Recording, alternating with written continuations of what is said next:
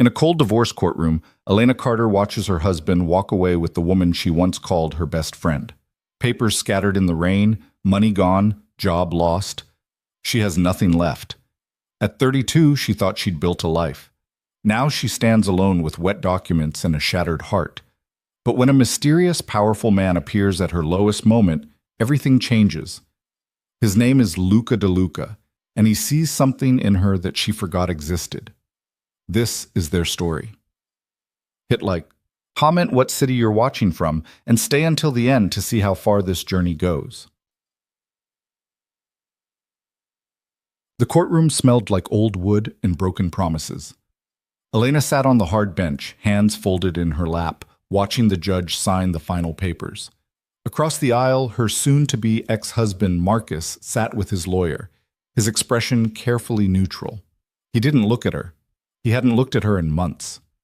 The judge's voice droned on, reading terms Elena had stopped trying to understand weeks ago. Division of assets. Spousal support. None. Because Marcus's lawyer had argued she was employable despite being fired from her nursing position 2 months prior. The house would be sold. The savings account, what little remained of it, would be split. 60-40. In his favor. Elena had signed everything without fighting. What was the point? She didn't have money for a better lawyer. She didn't have energy for a battle. She just wanted it over. Mrs. Carter, do you understand the terms as stated? She looked up at the judge, a woman in her 60s with sharp eyes and an expression that suggested she'd seen this exact scenario 1,000 times before. Yes, Your Honor. And you agree to these terms voluntarily? Voluntarily, as if any of this had been her choice. Yes. The gavel came down. Just like that, 7 years of marriage dissolved into a stack of legal documents and a check that wouldn't even cover first and last month's rent on a decent apartment. Marcus stood immediately, shaking his lawyer's hand. They exchanged a few quiet words, then Marcus turned toward the door. For just a second, his eyes flicked to Elena. She saw nothing there. No regret, no relief, no anger. Just blankness, as if she were a stranger he'd sat next to on a bus. He left without saying a word. Elena remained seated until the courtroom emptied. The clerk gave her a sympathetic look as she gathered her papers, but didn't speak. Sympathy was cheap. It didn't pay bills or fix broken things. Outside, the November sky had turned gray and heavy. Rain started as Elena pushed through the courthouse doors, cold drops that soaked through her coat within seconds. She stood on the steps, watching people hurry past with umbrellas and briefcases, all of them with somewhere to go. She had nowhere. The apartment she'd been staying in, a cramped sublease from a nursing school classmate, was temporary. Another 2 weeks, maybe 3 if she begged. After that, she'd have to figure something out. Her phone buzzed in her pocket. Probably a bill. She didn't check. Elena started walking. No destination, just movement. Her shoes squelched against the wet pavement. Papers in her folder began to warp and curl from the rain, but she didn't care enough to protect them. Everything in there represented something dead anyway. She passed a coffee shop, warm light spilling onto the sidewalk. Through the window, she saw couples sharing pastries, friends laughing over laptops. Normal people living normal lives. People who hadn't lost everything in the span of 6 months. 6 months ago, she'd been happy. Or at least she'd thought she was. She'd been working at Mercy General, a decent hospital with good benefits and a manageable schedule. She and Marcus had been talking about starting a family. They'd gone to dinner every Friday night at the Italian place on 4th Street, the one with the terrible wine but excellent carbonara. Then Jenna had moved to town. Jenna, Elena's college roommate, her maid of honor. The woman who'd held her hand through her father's funeral and helped her pick out her wedding dress. When Jenna called saying she'd gotten a job in the city and needed a place to crash for a few weeks, Elena had insisted she stay with them. Marcus had agreed immediately. Of course, he'd said. She's family. 3 weeks turned into 2 months. Elena worked long shifts while Jenna looked for apartments, and Marcus worked from home. They'd have dinner ready when Elena got back, laughing about some show they'd watched together. Elena had felt grateful. She'd felt lucky to have people who got along so well. She'd been an idiot. The signs had been obvious in retrospect. The way Marcus started showering before Elena got home from work. The way Jenna's phone was always face down on the table. The hushed conversations that stopped when Elena entered rooms. But Elena had trusted them. She'd trusted them completely. Right up until the night she'd come home early from a shift and found them in her bed. Not their bed. Her bed. The one her grandmother had left her. Elena stopped walking, realizing she'd wandered into a part of downtown she didn't recognize. The buildings here were older, some with scaffolding, others abandoned entirely. The rain fell harder, and she ducked under an awning, finally pulling out her phone. 17 missed calls. 12 voicemails. She scrolled through the notifications with numb fingers. Most were from bill collectors. 2 from her mother, who Elena couldn't deal with right now. 1 from the hospital's HR department, probably following up on her termination paperwork. And 1 from a number she didn't recognize, left 20 minutes ago. She pressed play. "Elena, it's Jenna." The voice made Elena's stomach twist. "I know you don't want to talk to me, but I wanted to give you a heads up. Marcus and I are getting married. Next Saturday, at this Grove Estate. I'm not inviting you, obviously, but I thought you should know in case you heard it from someone else. I hope you can be happy for us someday. I really do. Take care of yourself." The message ended. Elena stared at her phone, waiting to feel something. Anger, maybe. Heartbreak. Betrayal all over again. Instead, she felt hollow. They were getting married. Of course they were. Why waste time? They'd already destroyed one marriage together. Might as well start the next one. Next Saturday. That was 8 days away. She slipped her phone back into her pocket and looked up at the rain-soaked street. A black car rolled past, windows tinted dark, moving slowly despite the empty road. It pulled to a stop in front of a building across the street, an old warehouse converted into something else. Through the rain, Elena could make out warm light in the windows, the shadowy shapes of people inside. The car door opened and a man stepped out. He was tall, broad-shouldered, wearing a dark overcoat that probably cost more than Elena's car had.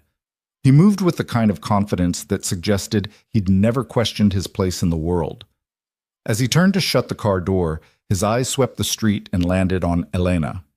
She should have looked away, should have pretended she hadn't been staring, but something kept her frozen there under the awning, meeting the gaze of a complete stranger across a rain-soaked street.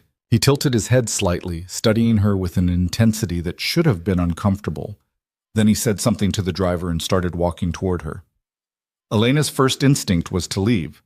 This was how horror stories started. Isolated woman, deserted street, strange man approaching. But her feet wouldn't move. She watched him cross the street with long, purposeful strides. And when he stepped under the awning beside her, she caught the scent of expensive cologne and rain. Up close, he was even more striking. Dark hair, dark eyes, a face that was handsome in a severe way. Maybe 40, maybe older. The kind of man who seemed to carry weight even when standing still. "You're soaked," he said. His voice was low with a faint accent Elena couldn't place. "It's raining," she replied, and immediately felt stupid for stating the obvious. "It is." He glanced at the papers clutched in her hand, the edges curling and ink beginning to run. "Are those important?" "Not anymore." He nodded slowly, as if that answer confirmed something. "You look like you could use a drink." "I don't drink with strangers." Smart policy. He extended his hand. "Luca de Luca." Elena looked at his hand for a long moment before shaking it. His grip was warm, firm. "Elena Carter. Recently divorced, I'm guessing." He nodded toward her papers. "What gave it away?" "Experience." Something flickered across his expression, too quick to read. "There's a cafe around the corner. They make terrible coffee, but the whiskey's decent. You can sit by the window if it makes you feel safer." "Why would you buy a stranger a drink?" "Because you look like you've had the kind of day that deserves one." He gestured toward the street. "And because I've been where you are. Different circumstances, maybe, but the same feeling. Like everything you built just collapsed, and you're standing in the wreckage trying to figure out what the hell comes next." Elena studied his face, looking for the angle. There was always an angle. Men like this, powerful, put-together men, didn't offer kindness for free. But she was tired and wet, and the hollow feeling in her chest was worse than whatever risk he might pose. "One drink," she said. "One drink." The cafe was exactly as he'd described, cramped, dimly lit, with furniture that didn't match and a bartender who looked like he'd rather be anywhere else. Luca led her to a corner booth by the window. True to his word, she had a clear view of the street. He ordered 2 whiskeys without asking what she wanted. When they arrived, he pushed one across the scarred wooden table and raised his own glass slightly. "To new beginnings," he said. "I'll drink to surviving," Elena countered. His mouth quirked up at one corner. "Fair enough." The whiskey burned going down, harsh and warming at the same time. Elena set the glass down and realized her hands were shaking. She folded them in her lap. "How long were you married?" Luca asked. 7 years? Kids? No, we kept saying we'd wait for the right time. She laughed bitterly. Turns out there wasn't going to be a right time. His decision or yours? His, with my best friend. Luca's expression hardened slightly. "Ah. They're getting married next week," and Elena heard herself saying. "She called to tell me. Wanted to give me a heads up." She picked up the glass again, drained the rest in one swallow. "Like that makes it better somehow. Where's the wedding?" "Some estate. The Grove, I think she said." Luca went very still. "The Grove estate? You know it?" "I own it." Elena blinked. "What?" "The Grove. I own it. It's one of my properties." He leaned back, studying her with new interest. "Small world. I don't understand. You own a wedding venue?" "I own several things. The estate is one of them." He signaled the bartender for another round. "When's the ceremony?" "Next Saturday. But I'm not going. Obviously." "Why not?" She stared at him. "Why would I go to my ex-husband's wedding to the woman he cheated on me with?" "To show them you're not broken." "I am broken." "Then to show them you're healing." The second whiskey arrived. Luca didn't touch his. "They took your marriage, your trust, probably your mutual friends. Are you going to let them take your dignity too?" "Going to their wedding won't give me dignity. It'll make me look pathetic." "Going alone would make you look pathetic," Luca agreed. "Going with someone who makes them question everything they thought they knew about you? That's different." Elena's heart was beating faster. "What are you suggesting?" "I'm suggesting you don't hide. You don't give them the satisfaction of thinking they destroyed you." He leaned forward, elbows on the table. "You walk into that venue like you own it, because technically, I do. And you remind your ex-husband exactly what he gave up. I can't afford to. I'm not asking you to pay for anything." He cut her off gently. "Consider it a professional courtesy. I don't like people who break vows using my property to celebrate their dishonesty. You don't even know me." "No," he agreed, "but I know betrayal. And I know what it feels like to want to disappear rather than face the people who hurt you." His eyes held hers. "I also know that disappearing doesn't make it better. It just makes them think they won." Elena's mind raced. This was insane. She'd met this man 20 minutes ago. He could be anyone, a con artist, a predator, someone with motives she couldn't begin to guess. But something in his expression, in the calm certainty of his voice, made her want to believe him. "Why would you do this?" she asked quietly. "Because someone should have done it for me once." He picked up his whiskey, took a slow sip. "And because I suspect you're stronger than you think you are. You just need a reminder. I'm a mess. Everyone's a mess. Some of us just hide it better." He set down his glass. "Think about it. You have my number now." He pulled a card from his wallet, slid it across the table. Simple black card, white lettering, just a name and phone number. "Call me if you change your mind." Elena took the card, running her thumb over the raised letters. "What if I don't call?" "Then you don't call, and I'll deal with your ex-husband's wedding like any other booking." He stood, leaving cash on the table. "But I think you will. You seem very sure of yourself." "I've learned to read people, Elena."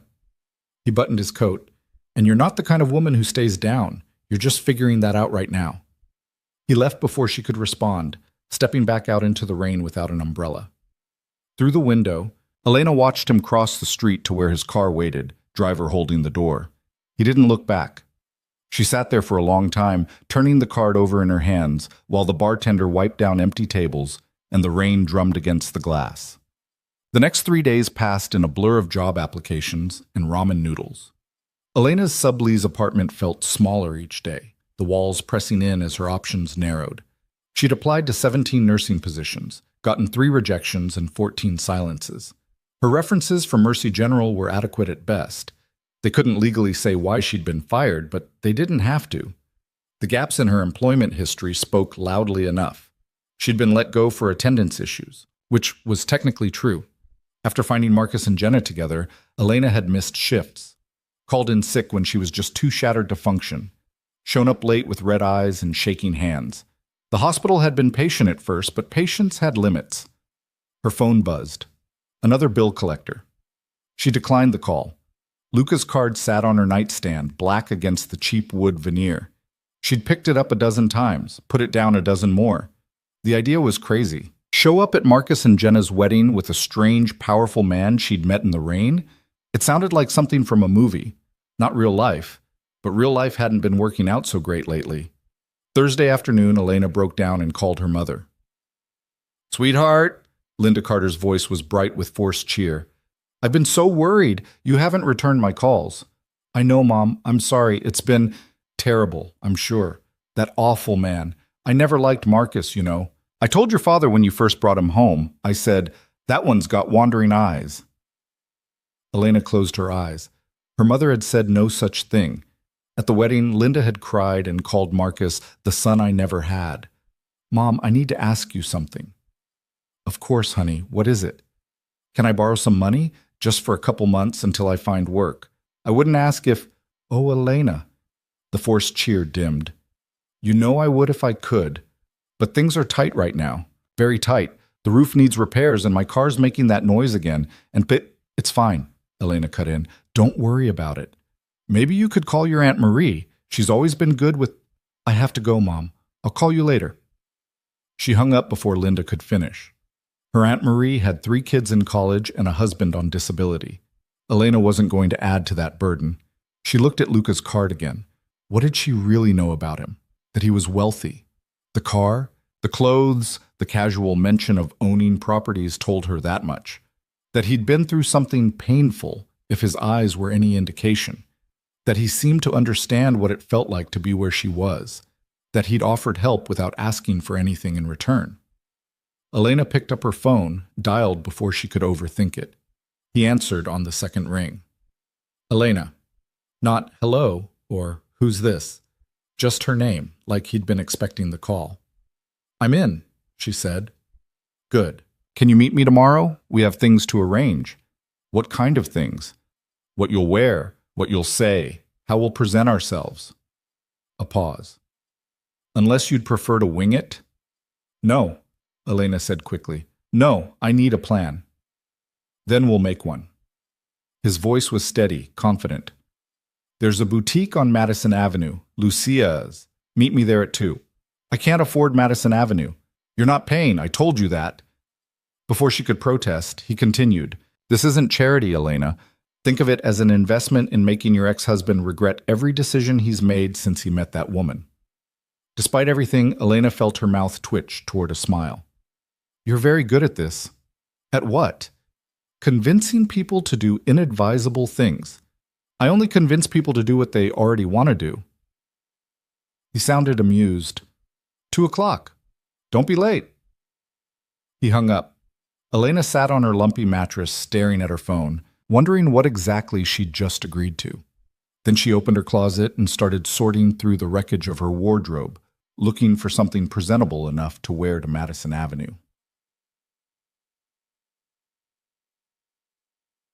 Lucia's was the kind of boutique Elena had walked past 100 times without ever considering going inside.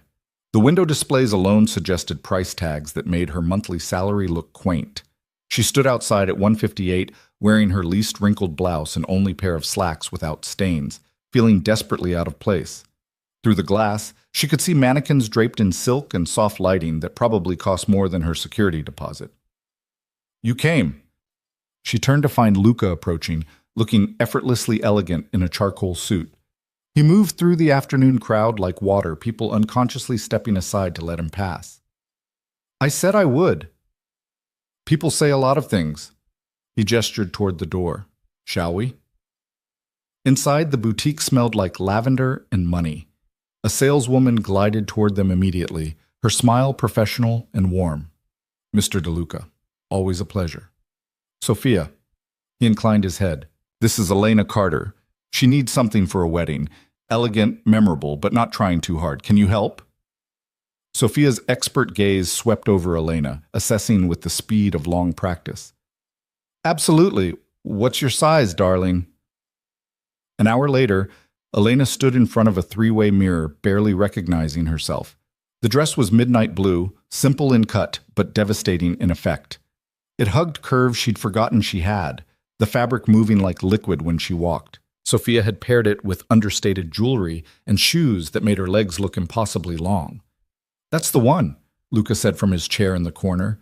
He'd been watching the entire process with the focus of a general planning a campaign. "It's too much," Elena protested, though her eyes couldn't leave the mirror. "I look powerful," he finished. "You look powerful. That's the point." Sophia appeared with a garment bag. "I'll have this wrapped for you. Shoes and accessories as well?" Luca nodded. "Everything." "I can't let you pay for all this," Elena tried again. "You can and you will." He stood, buttoning his jacket. "We're not finished. You need your hair done. Makeup consultation. Sophia, who do you recommend?" "Marco at Atelier Noir. I'll call ahead." Elena felt like she was being swept along by a current too strong to fight. Part of her wanted to protest more, to maintain some shred of independence. But another part, the part that had been beaten down and dismissed and left to drown in divorce papers, wanted this. Wanted to feel beautiful again. Wanted to walk into that wedding venue and make Marcus choke on his champagne. "Why are you doing all this?" she asked Luca as they left the boutique, her new dress carefully packaged and carried by an assistant to his waiting car. He was quiet for a long moment, watching traffic roll past. "I told you I've been where you are." That wasn't entirely accurate. "What do you mean?" "When my wife left, I had resources, money, connections, ways to rebuild without starting from zero." He looked at her. "But I didn't have anyone in my corner. No one who said, 'Don't disappear, don't let them see you broken.' So I hid. For almost 2 years I hid. And when I finally came back, I realized I'd given her exactly what she wanted, proof that I was weaker than her new husband, less capable of moving on." "I'm sorry," Lena said quietly. "Don't be. I learned from it." He opened the car door for her. "And now I'm paying that knowledge forward. Consider yourself the beneficiary of my past mistakes." They drove to Atelier Noir in comfortable silence. Marco turned out to be a tiny man with enormous energy, who took one look at Elena and declared her a blank canvas of devastation waiting to be reborn. 3 hours later, her hair had been cut, colored subtly, and styled into something that looked effortless but probably required skills Elena would never master. The makeup artist had taught her a wedding-appropriate look that enhanced without overwhelming. When she finally saw the complete transformation, hair, makeup, dress, shoes, Elena's breath caught. The woman in the mirror looked like someone who had her life together. Someone confident, polished, untouchable. Someone Marcus would regret losing. "Better?" Luca asked. "Different," Elena whispered. "Different is a start." He checked his watch. "The wedding's at 4 tomorrow. I'll pick you up at 3:30. That gives you time to practice your entrance." "My entrance?" "How you walk in, how you hold yourself." He met her eyes in the mirror. "This only works if you believe it, Elena. If you walk in there looking like you're waiting to be judged, they'll judge you. If you walk in like you own the room, you'll judge them," she finished. "Exactly." Saturday arrived too quickly. Elena spent the morning pacing her tiny apartment, alternating between confidence and panic. What if this backfired? What if she looked desperate instead of powerful? What if Marcus laughed? Her phone buzzed. Text from Luca. Still in? She typed back, terrified, but yes. Good. Fear means you care about the outcome. See you at 3:30. At 3 o'clock, Elena started getting ready. The dress slid on smoothly. The shoes pinched slightly, but looked incredible. She replicated Marco's makeup tutorial with shaking hands, managing something close to the polished look he'd created. By the time she finished, she barely recognized herself. The buzzer rang at exactly 3:30. Elena grabbed her small clutch, took one last look in the mirror, and headed downstairs. Luca was waiting beside his car, wearing a dark suit that probably cost more than her first car. When he saw her, something shifted in his expression. Approval, maybe. Appreciation. You clean up well, he said. So do you. He opened the door for her. Ready to ruin a wedding? We're not ruining it, Elena protested, sliding into the leather seat. We're just attending. Right. He closed her door, walked around to his side. Attending in a way that makes your ex-husband question every decision he's made since birth. Despite her nerves, Elena laughed. The Grove estate was 40 minutes outside the city, tucked into rolling hills that had probably been farmland once. As they drove, Luca explained what would happen. We'll arrive fashionably late. Not so late it's rude, but late enough that you make an entrance. You'll walk in on my arm. We'll find seats toward the middle, visible but not confrontational, and then you'll simply exist. Exist? Be present. Be calm. Let them come to you if they want to acknowledge you, but don't seek them out. You're not there for closure or confrontation. You're there to remind them you're still standing. What if Marcus makes a scene? He won't. Luca's voice was certain. Men like him avoid conflict, especially in public. He'll see you, realize he made a mistake, and spend the rest of his wedding wondering what you're doing there. And Jenna? Will probably panic. He glanced at her. Are you still friends with anyone in their circle? I don't know anymore. Most of our friends were his friends first. After the divorce, they just drifted. Then they weren't really friends. He pulled through ornate gates onto a tree-lined drive. Today, you'll find out who actually matters. The estate was beautiful in a deliberately rustic way. Restored barn converted into an event space, fields of wildflowers, strings of lights already glowing against the late afternoon sky. Cars lined the circular drive, expensive models mixed with practical sedans. Elena's stomach clenched. Second thoughts? Luca asked, pulling into a spot near the entrance. About 100. That's 99 fewer than I expected. He killed the engine, turned to face her. Listen to me, Elena. You are not the villain in this story. You're not the one who broke vows or betrayed trust. Walking in there doesn't make you petty or vindictive. It makes you human. And if they have a problem with that, it's their problem, not yours. She took a shaky breath. Okay. Okay. He came around, offered his hand. When she took it, he helped her out with the kind of old-fashioned courtesy that felt both foreign and comforting. Together, they walked toward the entrance. Music drifted from inside, something classical, strings and soft piano. Through the open doors, Elena could see guests milling, champagne glasses in hand, everyone dressed in their wedding best. This was it. No turning back now. Luca's hand settled on the small of her back, warm and steadying. Head up, he murmured. You're not apologizing for existing.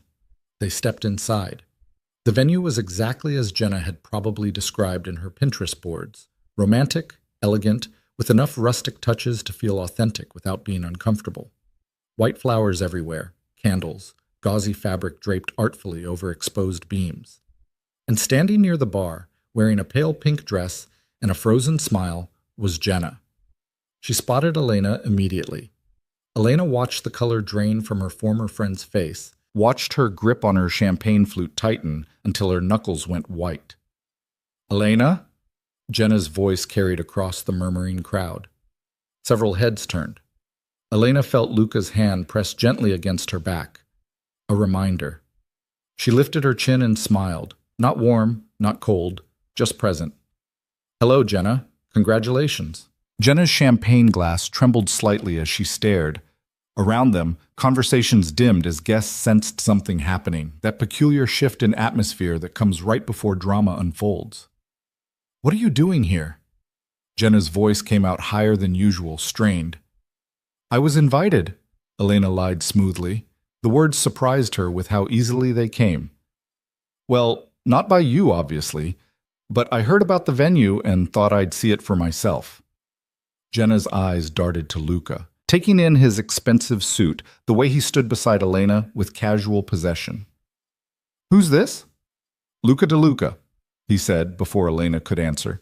He extended his hand, which Jenna shook reflexively. I own the estate.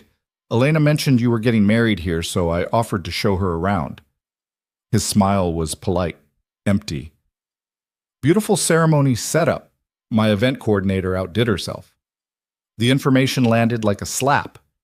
Jenna's face went from pale to flushed. You own the Grove. Yes, among other properties. Luca glanced around the room with mild interest. You have good taste. This barn's one of my favorites.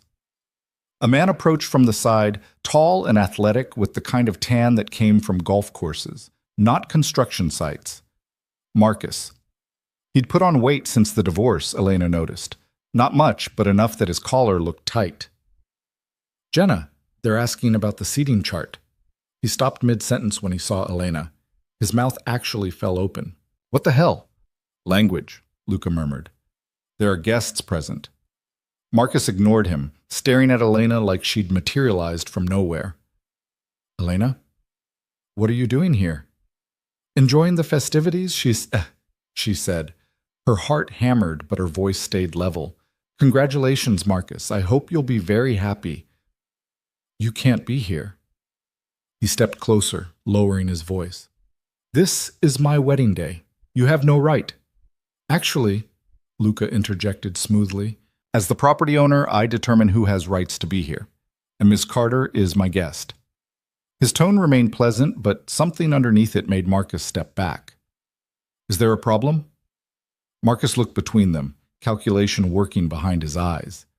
Elena saw the moment he decided not to make a scene, probably weighing his options, realizing a confrontation would make him look worse than her presence already did. No problem, he said tightly.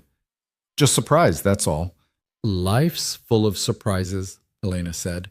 She felt Luca's hand settle on her lower back again, steadying. We should find our seats. I'm sure the ceremony will be starting soon. She let Luca guide her away, acutely aware of eyes following them across the room. Her legs felt shaky, but she kept her stride even, head up, exactly like Luca had coached her. They found seats in the middle section, close enough to be visible, but not so close it seemed confrontational.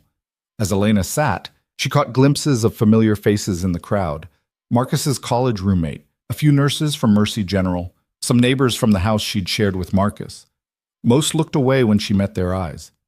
You did well, Luca said quietly, settling beside her. I feel like I'm going to throw up. That's adrenaline. It'll pass. He handed her a program from the seat pocket. Focus on breathing, in through your nose, out through your mouth. Elena did as instructed, trying to calm her racing pulse. Around them, guests continued arriving, filling seats, murmuring about the lovely decorations, and wasn't it romantic, and didn't the bride look beautiful? A woman in a purple dress paused at the end of their row. Rachel Kim, one of the nurses Elena had worked with. They'd done night shifts together, complained about doctors, shared snacks from the vending machine. Elena? Rachel's eyes widened. Oh my God, I didn't know you'd be here. Last-minute decision? Elena managed. Rachel slid into the row, settling 2 seats down. She leaned closer, pitching her voice low. How are you doing? Really? I'm fine. Because if you're not fine, that's okay too. What happened with Marcus and Jenna was... She shook her head.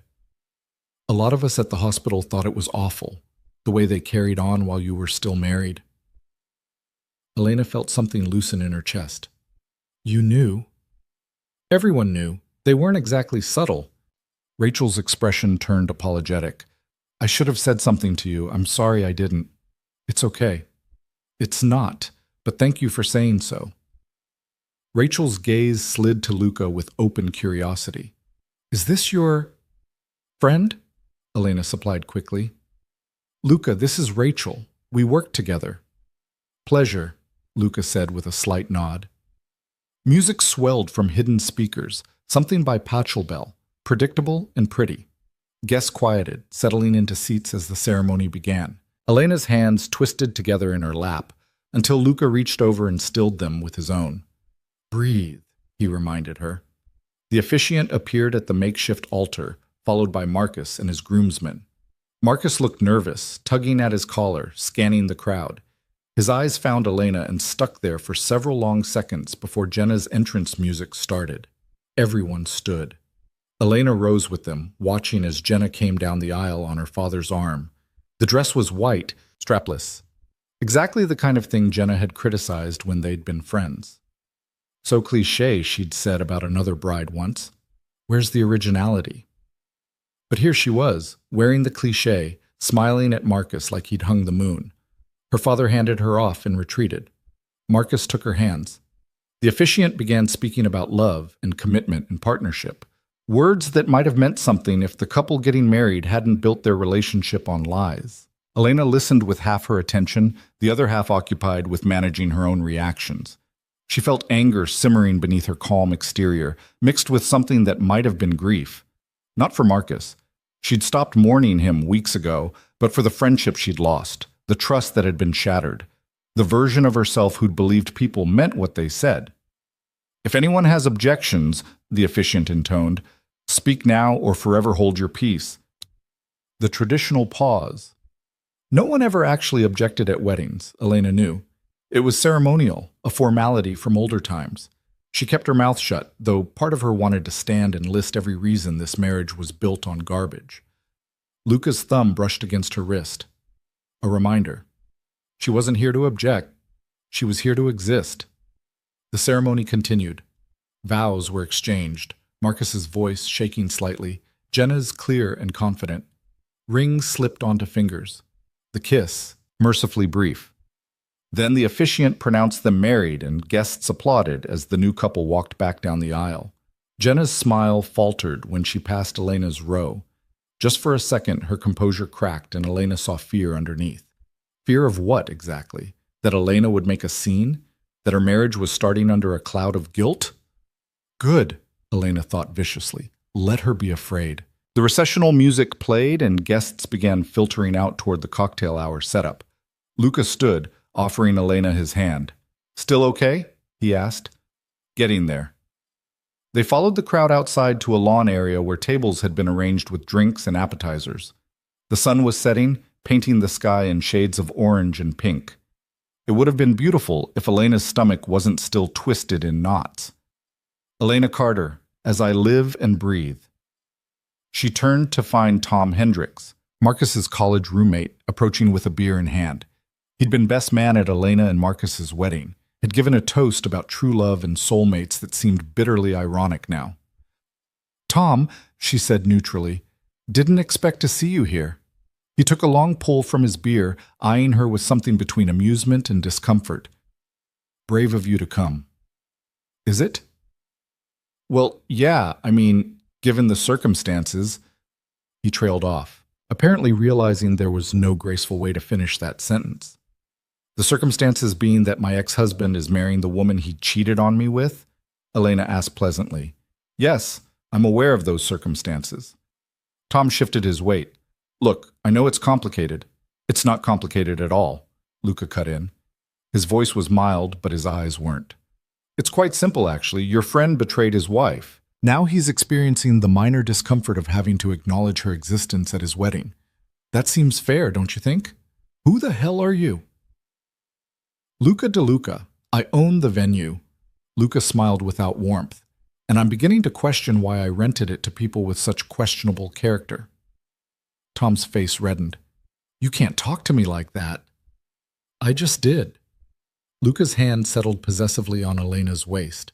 Now, if you'll excuse us, we're going to get drinks from someone who doesn't reek of cheap beer and cheaper loyalty. He steered Elena away before Tom could respond.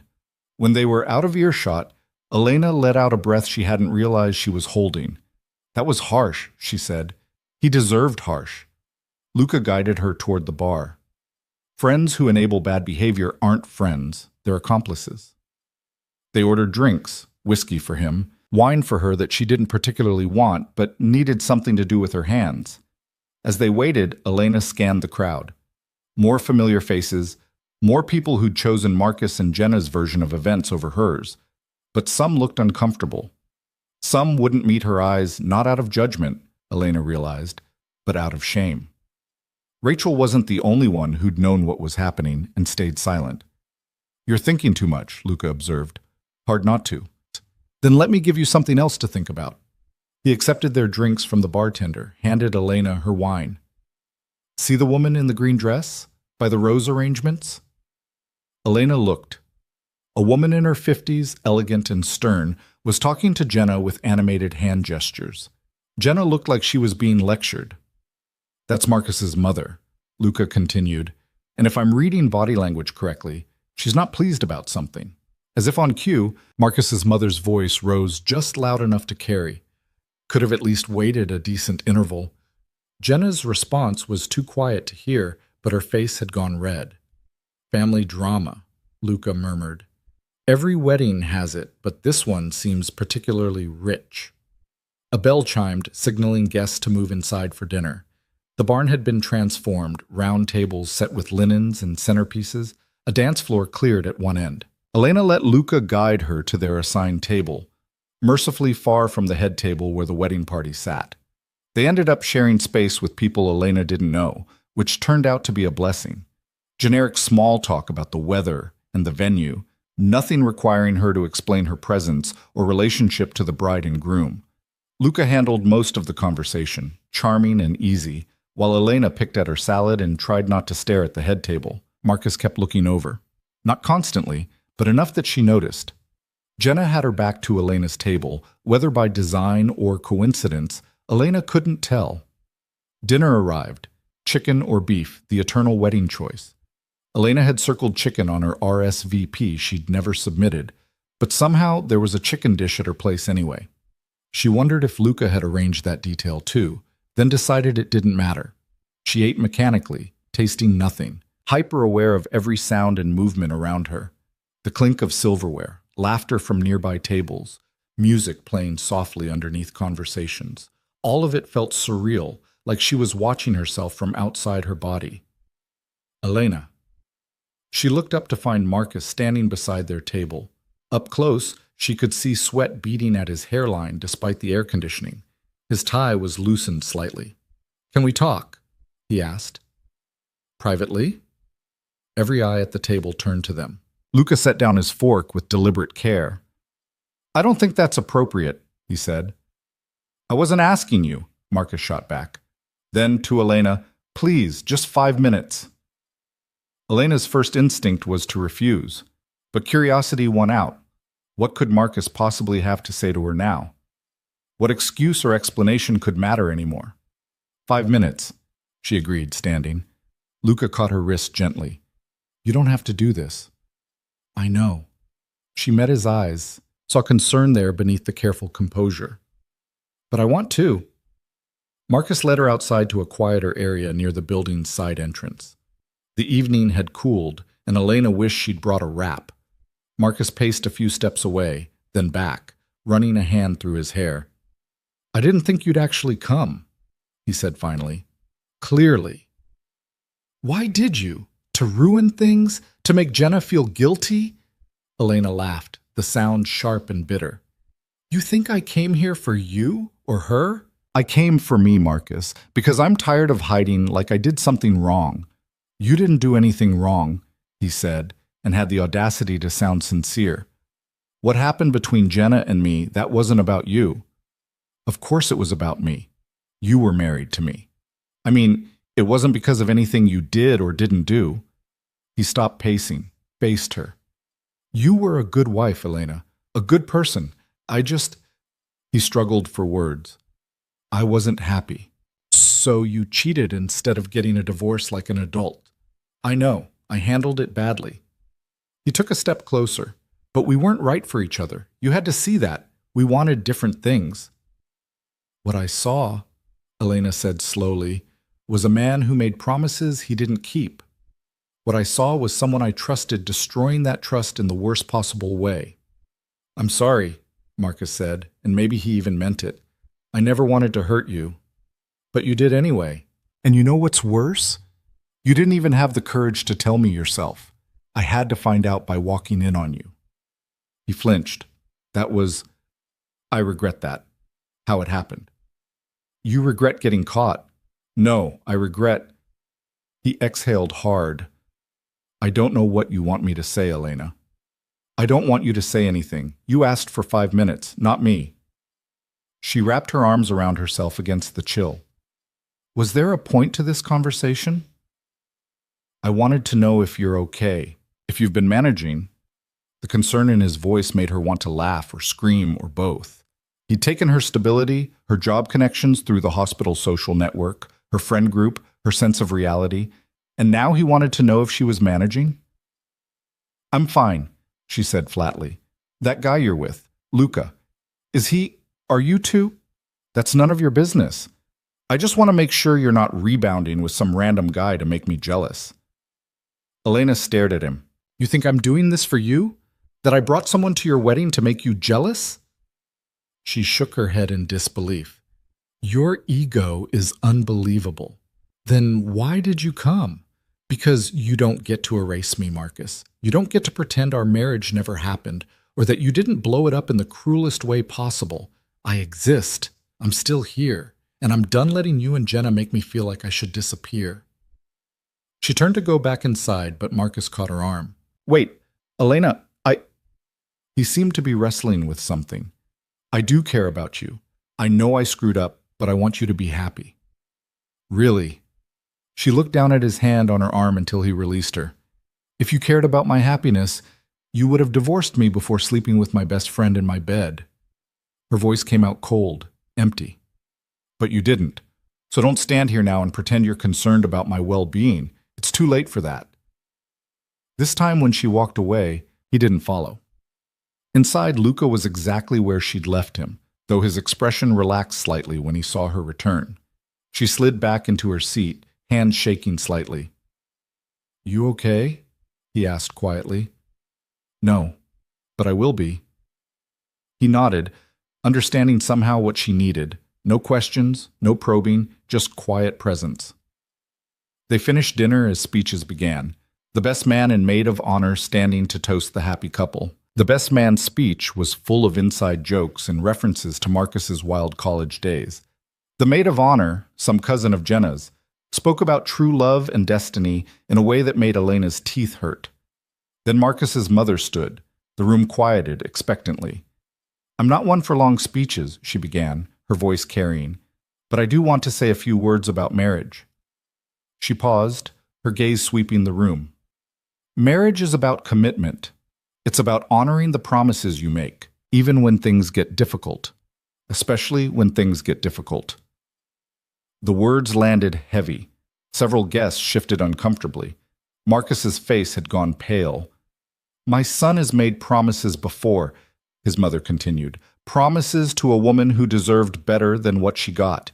And while I can't change the past, I can say this. She looked directly at Marcus. I hope you've learned something from your mistakes. I hope this time you'll keep your word. She sat down abruptly. The silence that followed was excruciating. Then someone started clapping uncertainly, and others joined in, but the damage was done. Marcus looked furious. Jenna looked close to tears. Well, Luca murmured, that was pointed. His mother never liked me much, Elena whispered back, but I guess she liked what he did to me even less. The DJ started music, perhaps trying to move past the awkwardness. The wedding party was ushered to the dance floor for the first dance. Marcus and Jenna swayed to something slow and romantic, but the ease had gone out of the evening. Elena could see it in the way guests whispered to each other, in the forced brightness of Jenna's smile. After the first dance, others were invited to join. Luca stood, offering his hand. Dance with me. It wasn't a question, but Elena hesitated anyway. I'm not sure that's a good idea. Why not? Because it'll make it seem like like you and I are. Together? He smiled slightly. Let them think what they want. You've done nothing wrong by being here, and you'll do nothing wrong by dancing, unless you don't want to. She did want to. She wanted to feel normal, to move through this event like any other guest instead of an interloper. She took his hand and let him lead her to the floor. He was a good dancer, she discovered. Confident, sure-footed, the kind of partner who made you look better than you were. His hand settled on her waist, hers on his shoulder, and they moved into the rhythm of other couples swaying under string lights. You're doing well, he said after a moment. I threatened to vomit on you earlier. That's not exactly well. But you didn't vomit. You walked in, faced them both, sat through the ceremony, and now you're dancing. That's more than well. That's brave. Elena wasn't sure about brave, but she was still standing, which counted for something. Over Luca's shoulder, she caught glimpses of Marcus watching them from where he stood with Jenna. His jaw was tight, his expression unreadable. He's staring, she murmured. Let him. Luca's hand pressed gently against her back. You're not here for his benefit. The song ended and another began, faster this time. More couples joined the floor, the mood shifting toward celebration again. Elena excused herself to the restroom, needing a moment alone. The bathroom was blessedly empty, all vintage fixtures and artfully distressed mirrors. Elena leaned against the sink, studying her reflection. She looked composed, put together. Nothing like the mess she felt inside. The door opened. Jenna walked in. They stared at each other for a long moment. Jenna's carefully applied makeup showed cracks, eyeliner smudged slightly, lipstick fading. Her dress was still perfect, but she looked tired. Can we talk? Jenna asked. Do we have anything to say to each other? I need to explain. No, you don't. Elena straightened. I know exactly what happened. You wanted my husband. He wanted you. You both decided your desires mattered more than honesty or loyalty. What else is there to explain? Jenna's eyes filled with tears. It wasn't like that. Then what was it like? It just happened. We didn't plan it. We tried to fight it. Don't. Elena's voice came out sharp. Don't make this into some tragic love story where you couldn't help yourselves. You made choices, both of you. You chose to lie to me, to sneak around, to sleep together in my house. She stepped closer. You were my best friend, Jenna. You held my hand at my father's funeral. You were in my wedding, and you repaid that by destroying my marriage. I know I hurt you. You gutted me. Elena's hands clenched. But you know what? I'm done letting you have that power. I'm done disappearing because you two couldn't keep it in your pants. This is your wedding day and I'm here, and there's nothing you can do about it. I just want you to understand. I understand perfectly. You're selfish. He's weak. And together, you deserve exactly what you're going to get. Elena moved toward the door. Congratulations on your marriage. I hope it lasts longer than mine did, but statistically, relationships that start as affairs don't have great odds. She left before Jenna could respond, heart pounding, adrenaline surging. That felt good. Better than good. It felt like reclaiming something she'd lost. Luca was waiting in the hallway outside. You heard that? Elena asked. Some of it. The walls are thin. He studied her face. How do you feel? Powerful. She surprised herself with the truth of it. I feel powerful. Good. You should. He offered his arm. Ready to go back in, or would you prefer to leave? Elena considered. The wedding was winding down, people beginning to gather their things, couples heading out early, the energy shifting from celebration to exhaustion. She'd done what she came to do. Stood her ground, faced them both. Proved she wasn't destroyed. Let's leave, she decided. They said brief goodbyes to Rachel, who hugged Elena tight and whispered, proud of you, before letting go. Then they walked out to where Luca's car waited, the night air cool and clean after the crowded barn. The drive back to the city was quiet. Elena watched lights blur past the window, processing everything that had happened. The confrontation with Marcus, his mother's cutting speech, dancing with Luca, Jenna in the bathroom trying to justify the unjustifiable. Thank you, she said eventually. For what? for helping me do this, for being there. She turned to look at him. You didn't have to. No, he agreed. But I wanted to, and you needed someone in your corner. He kept his eyes on the road. Besides, watching you tell them both off was worth the price of admission. Elena laughed despite herself. I was pretty harsh. You were honest. There's a difference. They reached the city, streets busier now with Saturday night crowds. Luca pulled up in front of Elena's building, the one with the peeling paint and broken intercom. What happens now? She asked. That depends on you. He shifted to face her. You proved tonight that you're stronger than they gave you credit for. The question is what you do with that strength. I need to find work, a real apartment, figure out what comes next. All of that's manageable. He pulled out his phone, typed something, then showed her the screen. A contact entry for someone named Victoria Chen, listed as HR Director. My company has openings for qualified nurses. Better pay than Mercy General, better hours, comprehensive benefits. If you're interested. Elena stared at the screen. You're offering me a job? I'm offering you an interview. What you do with it is up to you. He set the phone down. No strings, Elena. No obligations. If you want to find work on your own, that's fine. But if you want a fair shot at something good, I can provide that. It was too much. The dress, the wedding, and now a job offer from a man she barely knew. Part of her wanted to refuse on principle, to maintain independence. But the smarter part, the part that had rent coming due and bills piling up, knew better than to let pride get in the way of survival. I'll take the interview, she said quietly. Good. Victoria will call you Monday. He reached across, opened her door. Get some rest. You've earned it. Elena stepped out, then paused. Luca, why are you really doing all this? He was quiet for a long moment, his expression unreadable in the dim light. Because someone should have done it for me, he said finally, and because I see potential in you that I suspect you don't see in yourself yet. Before she could respond, he pulled away from the curb, leaving her standing on the sidewalk with a head full of questions and a strange, unfamiliar feeling in her chest that might have been hope. Elena climbed the 3 flights to her apartment, the adrenaline from the wedding finally draining away and leaving exhaustion in its wake. Her feet ached from the heels, her face felt stiff from holding expressions that weren't quite real, and her mind kept replaying moments on an endless loop. Marcus's face when he saw her, Jenna in the bathroom, Luca's hand steady on her back. Inside, the apartment looked even more depressing than usual. Water stain on the ceiling, radiator that clanked but barely produced heat, furniture that had come with the sublease and smelled faintly of someone else's life. She dropped her clutch on the counter and sank onto the sagging couch, still wearing the midnight blue dress. Her phone buzzed, a text from Rachel. You were amazing tonight. Coffee this week? Elena typed back a quick yes, then scrolled through other notifications. Her mother had called twice. 3 emails from job search sites, all rejections phrased in corporate speak about other candidates and future opportunities. A credit card alert about her balance. Nothing from Marcus or Jenna, which was fine. Better than fine.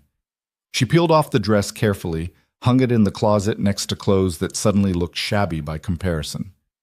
In the bathroom mirror, her makeup was still intact, Marco's artistry holding up even after hours of stress. She looked like someone who had her life together. The illusion was almost perfect. Elena washed her face, the makeup coming away in streaks of beige and black, revealing the real her underneath. Tired eyes, tension lines around her mouth. A woman who'd just survived something but wasn't sure what came next. She fell asleep in an old t-shirt, dreams fragmenting into strange shapes. Marcus and Jenna's wedding kept bleeding into her own wedding 7 years ago, the vows mixing together until she couldn't tell which promises were being broken. She woke Sunday morning disoriented, sunlight cutting through the thin curtains at an angle that suggested late morning. Her phone showed 10:47. 2 new messages. The first was from Luca. Victoria will call you tomorrow at 2 p.m. Be ready to discuss your experience and what you're looking for in a position. You'll do fine. The second was from a number she didn't recognize. This is Victoria Chen from DeLuca Medical Group. Looking forward to speaking with you tomorrow. Please have your resume and references ready. Elena sat up slowly, reality settling over her. This was happening. An actual job interview with an actual company, not some automated rejection or dead-end application. She spent the rest of Sunday updating her resume, crafting careful explanations for the gap in employment, practicing answers to questions she anticipated. By the time Monday afternoon arrived, her nerves were stretched thin. Victoria called at exactly 2 o'clock, her voice professional and warm. The interview lasted 45 minutes, covering Elena's nursing background, her experience at Mercy General, her reasons for leaving. Elena stuck close to the truth without dwelling on personal drama, restructuring, shift changes, a mutual decision to part ways. "Your qualifications are strong," Victoria said. "We have an opening in our cardiac unit. 12-hour shifts, 3 days a week, rotating schedule. Starting salary is $68,000 with full benefits, PTO, and continuing education reimbursement." Elena's breath caught. That was $15,000 more than she'd made at Mercy General. "The position's yours if you want it," Victoria continued. "Mr. DeLuca spoke highly of you, and your references from nursing school are excellent. We'd need you to start next Monday if possible." "Yes," Elena said before she could overthink it. "Yes, I want it." "Perfect. I'll send over the paperwork this afternoon. Welcome to DeLuca Medical Group, Elena." After the call ended, Elena sat staring at her phone in disbelief. A real job, actual money, benefits. She wanted to call someone, share the news, celebrate. But who? Her mother would find some way to make it about herself. She had no friends left from the Marcus era except Rachel, and they hadn't reconnected enough yet for this kind of conversation. She texted Luca instead. "Got the job, thank you." "Boo." His response came quickly. "You got it on your own merit. I just made the introduction. Congratulations." What si she disses. The next week passed in a blur of paperwork, orientations, and training shifts. DeLuca Medical Group operated 3 facilities across the city, all of them newer and better equipped than Mercy General.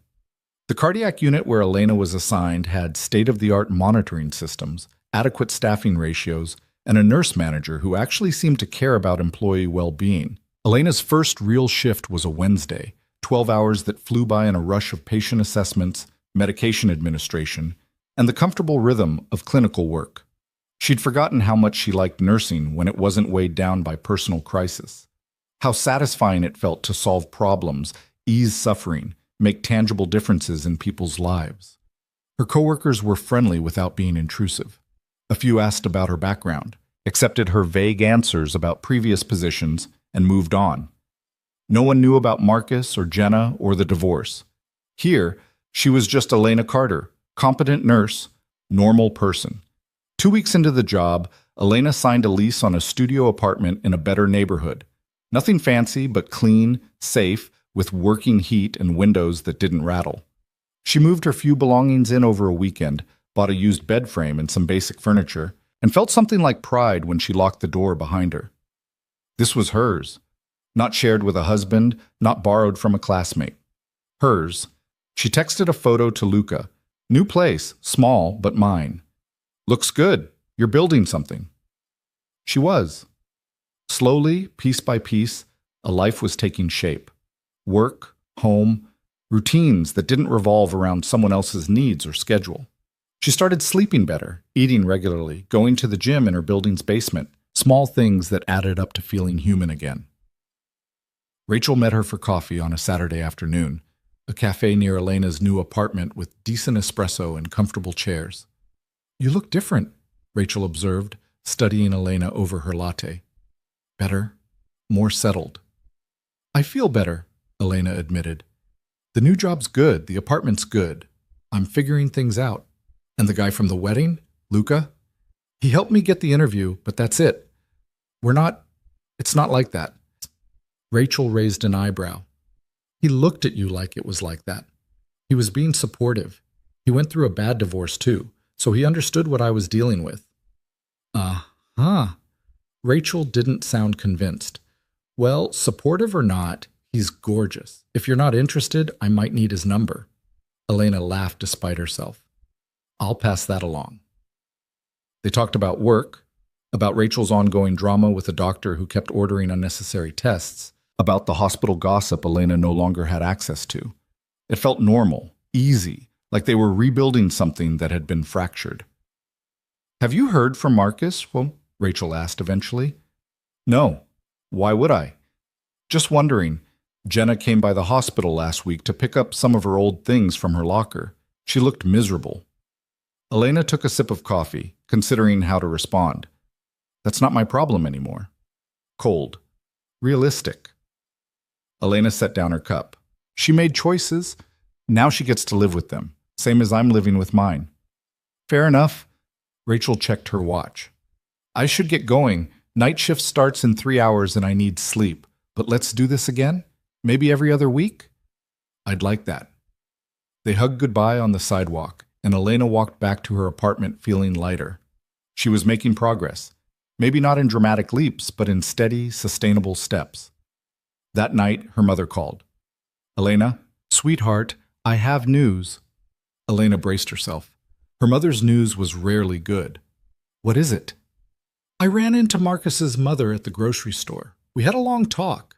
Mom, she feels terrible about what happened. She told me she gave Marcus and Jenna a piece of her mind at the wedding. Said you were there looking absolutely stunning with some handsome man, and Marcus looked like he'd swallowed glass." Despite herself, Elena smiled. "She said that?" "Her exact words. She also said Marcus has been calling her constantly, complaining that married life isn't what he expected." Linda's voice took on a satisfied tone. "Apparently Jenna's very demanding, wants a bigger house, expensive honeymoon, won't work because she's focusing on being a wife. His mother thinks he's realizing what a mistake he made." "Good for him," Elena said flatly. "Don't you want to know more? He asked his mother if she'd heard anything about you." "I really don't care what Marcus wants to know. But, honey, maybe this means he's reconsidering. Maybe he realizes—" "Mom, stop." Elena's grip tightened on her phone. "I don't want Marcus back. I don't care if he's having regrets or second thoughts or whatever. That part of my life is over. But 7 years of marriage. 7 years he threw away when he slept with my best friend. There's no reconciliation from that. There's no going back." She softened her tone slightly. "I'm doing well, Mom. I have a good job, a new apartment. I'm moving forward. Please don't try to drag me backward." "Well, Miss Sosh." Linda was quiet for a moment. "You sound different." "I am different." "Well," her mother sighed, "I suppose that's good, as long as you're happy." "I'm getting there." After they hung up, Elena stood at her window looking out at the street below. Cars passing, people walking dogs, life continuing in its ordinary patterns. Marcus having regrets meant nothing to her. Even if he came crawling back, which he wouldn't, his pride wouldn't allow it, she wouldn't take him back. That door was closed, locked, and she'd thrown away the key. Her phone buzzed with a text from an unknown number. "Elena, it's Jenna. Can we talk? Please?" Elena stared at the message for a long moment. Every instinct screamed to delete it, block the number, pretend she'd never seen it. But curiosity won out, the way it always did. She typed back. "About what?" The response came quickly. "Everything. I know I don't deserve your time, but I need to explain. Coffee? Tomorrow?" "No coffee. You want to talk, you can come to my apartment." Elena sent her address, then added, 2 p.m. Don't be late." She wasn't sure why she'd agreed. Maybe because closure required honesty. Maybe because she wanted to see Jenna squirm. Maybe because some small part of her still remembered the friendship they'd had before betrayal poisoned everything. Jenna arrived the next day at exactly 2, wearing jeans and a sweater that looked expensive. Her hair was pulled back in a messy bun, no makeup, dark circles under her eyes. She looked nothing like the glowing bride from 3 weeks ago. "Thanks for seeing me," Jenna said quietly when Elena opened the door. "You have 30 minutes. Make it count." Inside, Jenna looked around the studio with barely concealed surprise. "This is nice. Small, but nice. It's mine. That's what matters." Elena didn't offer coffee or a seat. "What do you want, Jenna?" "I wanted to apologize, really apologize, not the half-assed attempt at the wedding." Jenna twisted her hands together. "What I did to you was unforgivable. I know that. I betrayed your trust in the worst possible way. Is that all? No. Jenna's eyes were red-rimmed. I need you to know it wasn't worth it. Marcus and me. I thought we had something real, something worth destroying a friendship and a marriage for. But it's not. He's not. What happened? Elena asked, more curious than sympathetic. Everything. Jenna laughed bitterly. The honeymoon was a disaster. We fought the entire time. When we got back, he started comparing me to you constantly. How you never complained about money, how you were always supportive, how you managed the house better. It's like he married me expecting to get you, but without the guilt of having cheated. That's rough, Elena said without inflection. He won't let me work. Says a wife should focus on the home, but then he criticizes how I do everything. The cooking's not right, the cleaning's not good enough, I'm spending too much. Jenna's voice cracked. I gave up everything for him. My job, my apartment, my friendship with you.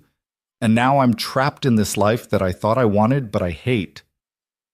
Elena felt something that wasn't quite sympathy, but wasn't satisfaction either. Just a kind of empty recognition that karma worked in strange ways. Why are you telling me this? She asked. Because I need you to know I understand now. What I took from you wasn't just Marcus. It was stability, partnership, someone you trusted. And I threw away something just as valuable, our friendship, for a man who isn't worth either of us. You're right. He's not. Elena crossed her arms. But that doesn't change what you did. You didn't just make a mistake, Jenna. You made hundreds of small choices every day for months to lie to me, to sleep with my husband in my home, to look me in the eye and pretend everything was fine. I know. So what do you want from me? Forgiveness? Absolution? I don't deserve either of those. Jenna wiped at her eyes. I just wanted you to know that you won. You're the one who came out of this stronger, and I'm sorry it took losing everything for me to see what I destroyed. Elena studied her former friend, this woman who'd once been closer than family. She wanted to feel triumph, vindication, the sweet taste of revenge. Instead, she just felt tired. I didn't win, Jenna. Nobody won. We both lost things we can't get back. She moved toward the door. But I'm rebuilding. You can too, if you're smart enough to leave before you waste more years on someone who doesn't value you. I can't just leave. We're married. So was I. Didn't stop him. Elena opened the door. Your 30 minutes are up. Jenna hesitated, seemed about to say something else, then just nodded. Thank you for listening. After she left, Elena stood in her quiet apartment processing the conversation. Jenna's misery should have felt good, but it didn't. It just felt sad. A waste of potential and time and trust that could never be recovered. Her phone rang. Luca. Do you have plans tonight? He asked without preamble. No. Why? There's a gallery opening downtown. Contemporary art. Mostly terrible, but the champagne's good. I could use company that won't spend the evening pretending to understand abstract expressionism. Elena smiled despite herself. You're asking me to an art show? I'm asking if you want to get out of your apartment and do something that isn't work or dwelling on the past. The art show is just the excuse. She thought about saying no, about maintaining distance, about not getting too comfortable with someone who'd already done so much for her. Then she thought about sitting alone in her studio all evening, replaying the conversation with Jenna. What time? She asked. I'll pick you up at 7. The gallery was in a renovated warehouse, all exposed brick and industrial lighting. Art hung on white walls in careful arrangements, each piece accompanied by a placard with a title that tried too hard to be meaningful. Luca was right. Most of it was terrible, or at least incomprehensible to Elena's untrained eye. But the champagne was good, and the people watching was better. Luca introduced her to a few acquaintances, a real estate developer, a woman who owned a chain of boutique hotels, a lawyer who specialized in corporate acquisitions. They all treated Elena like she belonged there, like she was Luca's date or colleague or someone important in her own right. It felt strange and good at the same time. You're comfortable in this world, Elena observed when they had a moment alone. I've been in it long enough. Luca sipped his champagne, gaze roaming the room. Money opens doors. What you do once you're through them determines whether you get to stay. How did you build all this? The medical facilities, the properties? Carefully, slowly. I started with one urgent care clinic 20 years ago, borrowed against everything I owned to make it work. Then another, then a hospital partnership, then property investments. He glanced at her. It wasn't handed to me, if that's what you're wondering. I wasn't. People usually do. His tone was matter-of-fact, not bitter. They see the cars and the suits and assume inheritance or luck. But it was work. A lot of very boring, very tedious work. And your ex-wife, was she part of that? In the beginning, yes. We built the first clinic together. Something shifted in his expression. Then success changed things. Or maybe it just revealed what was already broken. Hard to say. What happened? Luca was quiet for a moment, watching bubbles rise in his glass. She left me for a business partner, someone I'd trusted, worked with for years. They'd been careful, discreet, but not careful enough.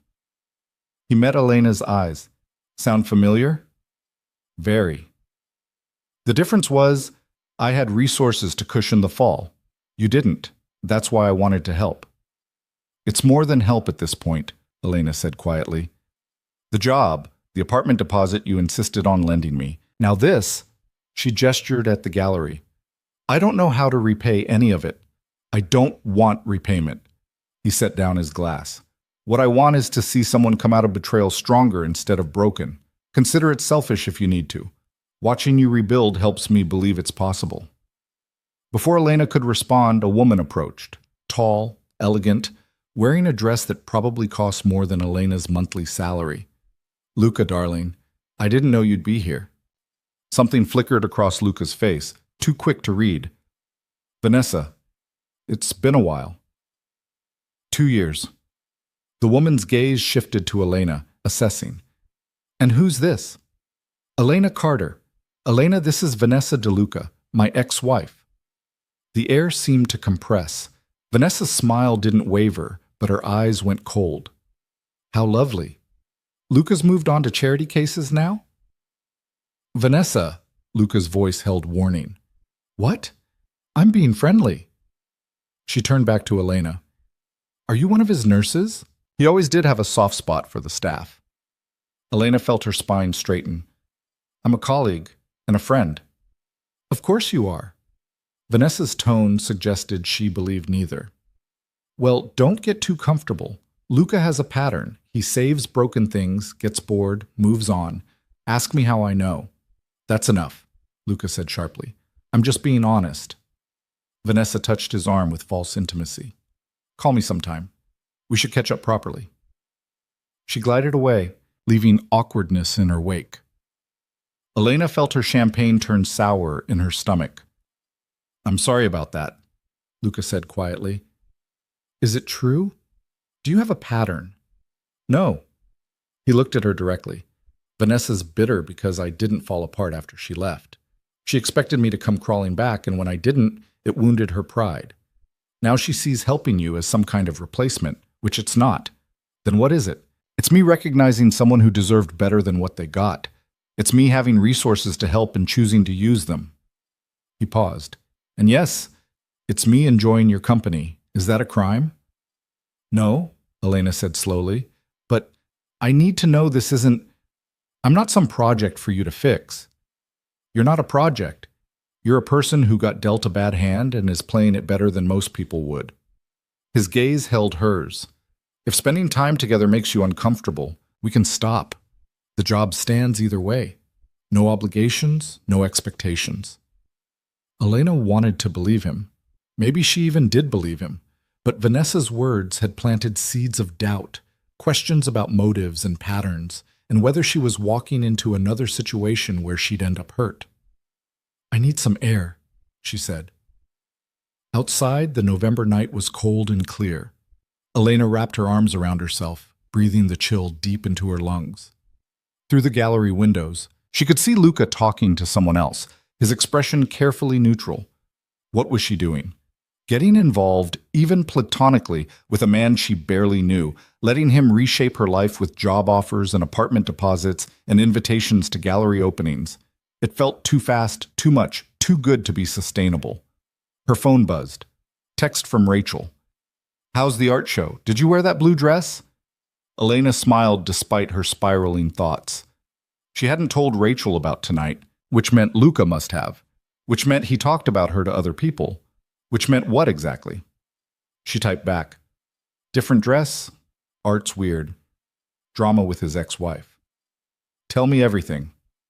Before Elena could respond, Luca appeared beside her. You okay? He asked. I don't know. She turned to face him. This is complicated. You're my boss technically, and you've done all these things for me, and now your ex-wife is implying I'm some kind of rescue project. You're not my boss. Victoria's your boss. I own the company, but I don't manage staff. He leaned against the brick wall. And Vanessa's opinion stopped mattering to me 2 years ago. What matters is whether you're comfortable. If you're not, say so. I am comfortable. That's what scares me. Elena's breath misted in the cold air. I was comfortable with Marcus too. I trusted him completely. And look how that turned out. I'm not Marcus. I know. But how do I trust my own judgment anymore? How do I know I'm not making another mistake? Luca considered this. You don't. Nobody knows for certain, but you can make informed choices based on patterns and behavior. Has anything I've done suggested I want something from you that you're not willing to give? No. Have I pressured you or made you feel obligated? No. Then maybe trust that. Not me necessarily, but your own ability to recognize the difference between someone who's helping and someone who's using. He pushed off the wall. I like spending time with you, Elena. You're sharp, resilient, and you don't treat me like a walking checkbook. If that becomes something more complicated, we'll deal with it then. But right now, it's just two people who understand each other grabbing champagne at a pretentious art show. Elena felt the knot in her chest loosen slightly. When you put it that way, it sounds almost normal. Because it is normal. Vanessa wants to make it weird because it bothers her that I've moved on. Don't let her poison something that's working. They stood in comfortable silence for a moment, watching cabs roll past and people bundled against the cold. Want to get out of here? Luca asked. The art's terrible anyway. Where would we go? There's a diner 2 blocks over. Best pie in the city. Terrible coffee. Much more our speed than this place. Elena laughed. Yeah, let's go. The diner was exactly as advertised. Cramped booths, fluorescent lighting, laminated menus sticky with syrup. They ordered pie and coffee that tasted like it had been sitting in the pot since morning. It was perfect. Tell me something real, Elena said, cutting into her apple pie. Not business stuff or divorce stuff. Something that actually matters to you. Luca thought about it. I collect old maps, antique ones, showing cities before they became what they are now. There's something about seeing a place's potential, what it was before all the development and mistakes. That's unexpectedly poetic. Don't tell anyone. It'll ruin my reputation. He took a sip of terrible coffee. Your turn. I used to paint, watercolors mostly. Haven't picked up a brush in years, but I used to love it. The way colors bled together. How you could plan something and it would turn out completely different. Why'd you stop? Life got in the way. Marriage, work, just other priorities. She realized how sad that sounded. I should start again. You should. He flagged the waitress for refills. What else? Keep going. They talked for 2 hours, the conversation meandering through childhood memories and embarrassing stories and opinions on everything from movies to politics. It felt easy, natural, like they'd known each other much longer than a few weeks. When Luca finally drove Elena home, she felt settled in a way she hadn't since before the divorce. Thank you for tonight, she said as they pulled up to her building. Even with the Vanessa ambush? Especially with that. It was good to see you handle it. Reminded me that not every confrontation has to end badly. He smiled. You're learning. Inside her apartment, Elena changed into pajamas and made tea she didn't drink. She kept thinking about the evening, about Luca's ex-wife and the gallery and the diner pie, about how normal it had felt to just exist beside someone without performing or pretending. Her phone buzzed with a text from Luca. Next time I'm picking the venue, no more pretentious art. She typed back, Deal, as long as the pie's involved. Always.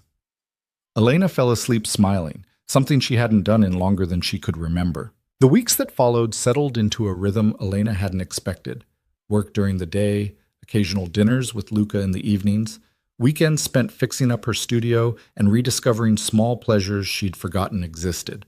She bought watercolor supplies on a whim, spent Saturday mornings painting badly and not caring.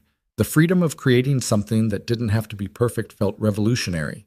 Rachel became a regular fixture too, coffee dates turning into actual friendship again.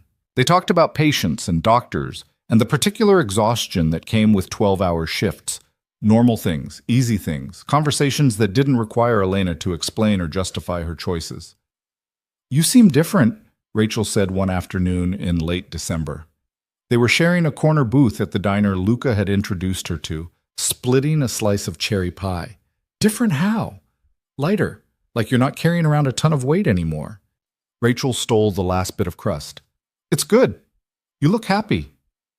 Elena considered that. Happy felt like too strong a word, but content wasn't far off. "I'm getting there. Is Luca part of that?" "Maybe. I don't know." Elena stirred sugar into coffee she didn't need sweetened, just for something to do with her hands. "We spend time together. He's easy to talk to. But I'm not ready for anything complicated." "Who says it has to be complicated?" Everything's complicated when you're still processing a divorce." Rachel made a non-committal sound. "Or maybe you're overthinking it. He likes you. You like him. See where it goes." "It's not that simple. It could be if you let it." Before Elena could respond, her phone buzzed with a call from a number she recognized but hadn't heard from in over a month. Marcus. She stared at the screen until it went to voicemail, then immediately buzzed again. Marcus calling back. "You should answer that," Rachel said quietly, "or it'll just keep bothering you." Elena knew she was right. She stepped outside into the December cold and answered on the fourth ring. "What do you want, Marcus?" "Elena, I wasn't sure you'd pick up." His voice sounded strained, tired. "I need to talk to you." "We have nothing to talk about." "Please, just hear me out 5 minutes." She almost hung up, almost told him to lose her number and never contact her again. But something in his tone, desperation, maybe, made her pause. 5 minutes.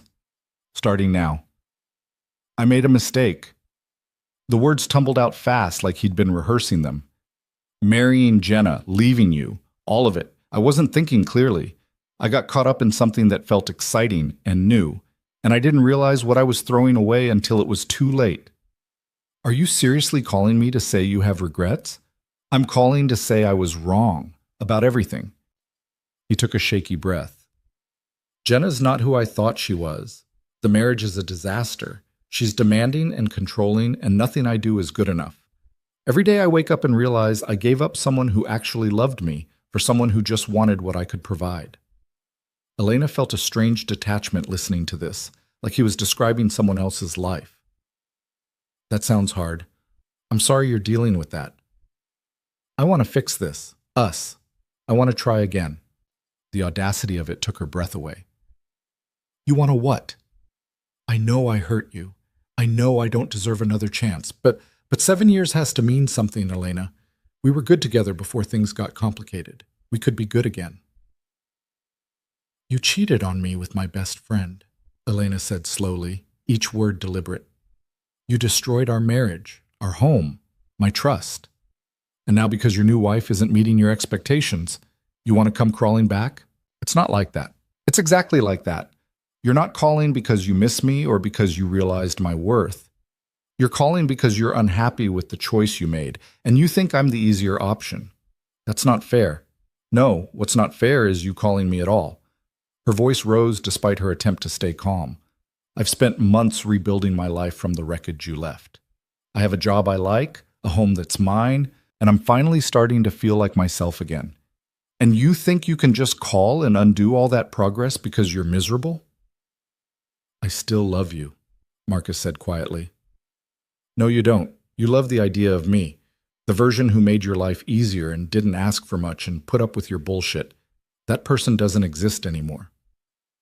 "Elena, we're done, Marcus. We've been done. The only reason you're calling now is because Jenna finally showed you what it's like to be with someone who's just as selfish as you are. She felt tears prick her eyes, but her voice stayed steady. I hope your marriage gets better. I really do. But even if it doesn't, I'm not your backup plan. She hung up before he could respond, hands shaking with adrenaline. Inside the diner, Rachel was watching through the window with concern. That looked intense, she said when Elena returned. Marcus wants to get back together. Rachel's eyebrows shot up. Seriously? Seriously. Said marrying Jenna was a mistake, wants to try again. Elena slid back into the booth. I told him no. Good. You deserve better than being someone's second choice. That's what Luca said, about not letting people make me feel like I was less than I am. Elena picked up her coffee, found it had gone cold. It's strange. 6 months ago, if Marcus had said he wanted me back, I probably would have considered it. Now all I feel is angry that he thought I'd say yes. That's growth, Rachel said simply. You know your worth now. He doesn't get to determine it anymore. They finished their pie and parted ways, Rachel heading to a shift and Elena walking back to her apartment through streets decorated with holiday lights. Christmas was a week away, her first one alone in years. She'd expected to feel lonely about it, but instead she felt relief. No forced cheer, no pretending everything was fine, no navigating Marcus's family obligations, just quiet and space, and the freedom to choose how she spent her time. Her phone buzzed with a text from Luca. Dinner tomorrow? There's something I want to discuss. The wording made her stomach flip. Something to discuss sounded ominous, formal, but she typed back, Sure. Where? My place. I'll cook. 7 p.m. Luca cooking was new. In all their dinners together, they'd gone to restaurants or ordered takeout. Elena wasn't sure what to make of the change, but she agreed anyway. The next evening, she took the train to an address in a neighborhood she'd never visited. Old money area, buildings with doormen and lobbies that looked like hotel entrances. Luca's apartment was on the 23rd floor, and when he answered the door, she could smell garlic and tomatoes. You actually cook? She asked, stepping inside. I actually cook. He took her coat. Nothing fancy, just pasta. Hope you're hungry. The apartment was beautiful, but surprisingly understated. Hardwood floors, high ceilings, furniture that looked comfortable rather than showy. Art on the walls, mostly landscapes and old maps and frames. Books everywhere, stacked on shelves and tables in a way that suggested they were actually read. This is nice, Elena said, meaning it. It's home. He gestured toward the kitchen. Wine? Please. While he poured, Elena examined the maps on the wall. One showed the city as it had been 100 years ago, streets laid out differently, whole neighborhoods that didn't exist anymore. You really do collect these, she said. Told you I wasn't making it up. He handed her a glass. Dinner's almost ready. Make yourself comfortable. They ate at a small table near the windows, the city spread out below them in a carpet of lights. The pasta was simple but good, aglio e olio with just enough red pepper flakes to give it bite. They talked about work, about a difficult patient Elena had dealt with, about renovations Luca was planning for one of the medical facilities. It felt domestic in a way that should have been alarming, but wasn't. So, Elena said finally, setting down her fork, what did you want to discuss? Luca took a sip of wine, seeming to choose his words carefully. I'm going out of town for the holidays, 2 weeks, maybe 3. There's a property deal in Seattle that needs my attention. Okay, have a good trip? I want you to come with me. Elena blinked. What? Come to Seattle, not for business. That'll only take a few days. But stay for the holidays. We could explore the city, do the tourist things, just get away from here for a while. He met her eyes. I know it's sudden, and if you're not comfortable, say so, but I'd like your company. Luca, I can't just leave for 3 weeks. I have work. Victoria already approved it. You have PTO saved up, and the unit's overstaffed through New Year's anyway. He set down his glass. This isn't me making decisions for you. I checked with Victoria first to see if it was even possible, and when she said yes, I decided to ask. You're free to say no. Elena's mind raced. 3 weeks in Seattle with Luca, away from the city and the memories and the constant reminders of everything that had happened. It sounded impossible, reckless, exactly the kind of thing she'd never done before. Why? She asked quietly. Because I enjoy spending time with you. Because you've been dealing with a lot and could use a break. Because I'm selfish and don't want to spend the holidays alone in hotel rooms. He leaned back in his chair. Pick whichever reason works for you. This is moving fast. Is it? We've known each other for 2 months. We've been spending time together regularly. This is just a change of location. His expression softened. But if it feels like too much, I understand. The offer stands either way. Think about it. Elena looked out at the city lights, trying to organize her thoughts. Every logical part of her said this was too much too soon, that she barely knew Luca despite the time they'd spent together, that going away with him would complicate things in ways she wasn't ready for. But another part, the part that had shown up at her ex-husband's wedding and told Jenna exactly what she thought and started painting again, wanted to say yes, wanted to take a risk, do something impulsive, choose adventure over safety. I'll think about it, she said. That's all I'm asking. They finished dinner and moved to the living room. Elena curled into one end of the couch while Luca put on music, something jazz, instrumental, unobtrusive. They talked about nothing important, the conversation drifting lazily from topic to topic. Around midnight, Elena realized she should probably leave. But Luca's apartment was comfortable, the couch was soft, and she was tired from her shift earlier. You can stay if you want, he offered, reading her hesitation. Guest room's made up. I'm not suggesting anything else. Are you sure? Positive. You look exhausted, and the trains are slow this late. He stood, stretched. Come on, I'll show you. The guest room was simple and clean, bed already made with fresh linens. Luca found her a t-shirt to sleep in, showed her where the bathroom was, said goodnight without any awkwardness. Elena lay awake for a while, staring at the ceiling and processing. This wasn't how she'd expected the evening to go. The invitation to Seattle, staying over, the easy domesticity of it all. She kept waiting for warning bells to sound, for her instincts to scream that something was wrong, but all she felt was calm. She fell asleep to the quiet sounds of the city below and Luca moving around in another room, and didn't dream at all. Morning arrived with weak December sunlight and the smell of coffee. Elena found Luca in the kitchen, already dressed for the day, reading something on his phone. Coffee's fresh, Aunt, he said without looking up. Eggs if you want them. Just coffee's fine. She poured a cup, added cream. Thanks for letting me crash. Any time. He set down his phone. Have you thought about Seattle? I've thought about it. I'm still thinking about it. Fair enough, no pressure. He checked his watch. I have a meeting in an hour.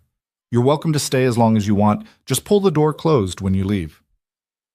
After he left, Elena wandered the apartment, studying the maps and books and small details that revealed pieces of Luca's life. Photos on a shelf. Him younger, maybe in his 20s, standing with an older woman who had his eyes. Another of him cutting a ribbon at what looked like a facility opening. None of Vanessa, she noticed. Her phone rang. Her mother. Sweetheart, I was hoping you'd come home for Christmas. Your aunt's making her famous ham and everyone would love to see you. Elena imagined it. Forced cheerfulness, questions about her job and love life, having to explain over and over that yes, she was fine, no, she wasn't getting back together with Marcus. I'm actually thinking about going out of town, she heard herself say. Out of town? Where? Seattle with a friend. What friend? That man from the wedding? His name is Luca, Mom. And yes, he invited me to spend the holidays there. He has business, and I'd just be tagging along. Linda's voice took on that particular tone mothers use when they're about to offer unwanted advice. Elena, are you sure that's wise? You barely know this man. What if he expects something you're not ready to give? He's not like that. All men are like that, honey. They don't do things out of pure generosity. Elena felt irritation spike. Maybe I want to go. Maybe I want to do something spontaneous for once instead of playing it safe and staying miserable. I didn't say you were miserable. I was, Mom. For months I was completely miserable, and I'm finally starting to feel better, and I'd like to keep that going, even if it means taking risks. Silence on the other end. Then quietly, "You do sound better. Different." "I am different." "Well," Linda sighed, "if you're going to Seattle, at least call me on Christmas. I want to know you're safe." "I will. I promise." After they hung up, Elena made her decision. She texted Luca, "I'm in. Seattle sounds good." His response came immediately. "Excellent. I'll handle the arrangements." The week before they left passed in a blur of preparation. Elena packed and repacked her suitcase, unsure what to bring for 3 weeks in a city she'd never visited. Rachel helped, spreading clothes across Elena's bed and making executive decisions about what stayed and what got left behind. "This is good for you," Rachel said, folding a sweater. "Getting away, doing something fun. You deserve it. What if it's a disaster? Then you come home early and we never speak of it again, but I don't think it will be." Rachel gave her a knowing look. "He's into you. You're into him. Stop overthinking it. I'm not into him. We're friends." "Right. Friends who spend every free evening together and are now going on a 3-week vacation. It's not a vacation. He has work." "Uh-huh." Rachel didn't bother hiding her smile. "Keep telling yourself that." The day before their flight, Elena got another call from Marcus. "I know you said we're done," he started, "but I need you to understand." "Marcus, I'm blocking your number. Don't call me again. Don't text. Don't reach out through friends or family. We have nothing left to discuss. You can't just cut me off." "I can and I am. Move on. I have." She hung up and immediately blocked his number, then Jenna's for good measure. It felt final in a way that was satisfying rather than sad. Luca picked her up at 6 the next morning, looking alert despite the early hour. The car service took them to the airport, where they moved through security with the ease of frequent travelers. Luca had booked first-class tickets, seats that reclined into actual beds. "This is excessive," Elena protested as they settled in. "It's a 5-hour flight. You'll appreciate it when you're sleeping comfortably instead of folded into a coach seat." He pulled out his laptop. "I have work to catch up on. Feel free to use the entertainment system or nap or whatever." Elena chose a movie she'd been meaning to watch, some indie drama that had gotten good reviews. But halfway through, she found herself watching Luca instead. The way he frowned at his screen, the slight crease between his brows when he was concentrating. He'd rolled up his sleeves, and she could see the muscles in his forearms shift as he typed. He caught her looking. "Movie boring?" "No, just distracted." "By what?" "Nothing. Work stuff." She turned back to her screen, feeling heat creep up her neck.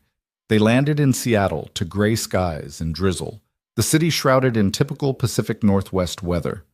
A car was waiting to take them to a hotel downtown, something boutique and expensive with a lobby full of modern art.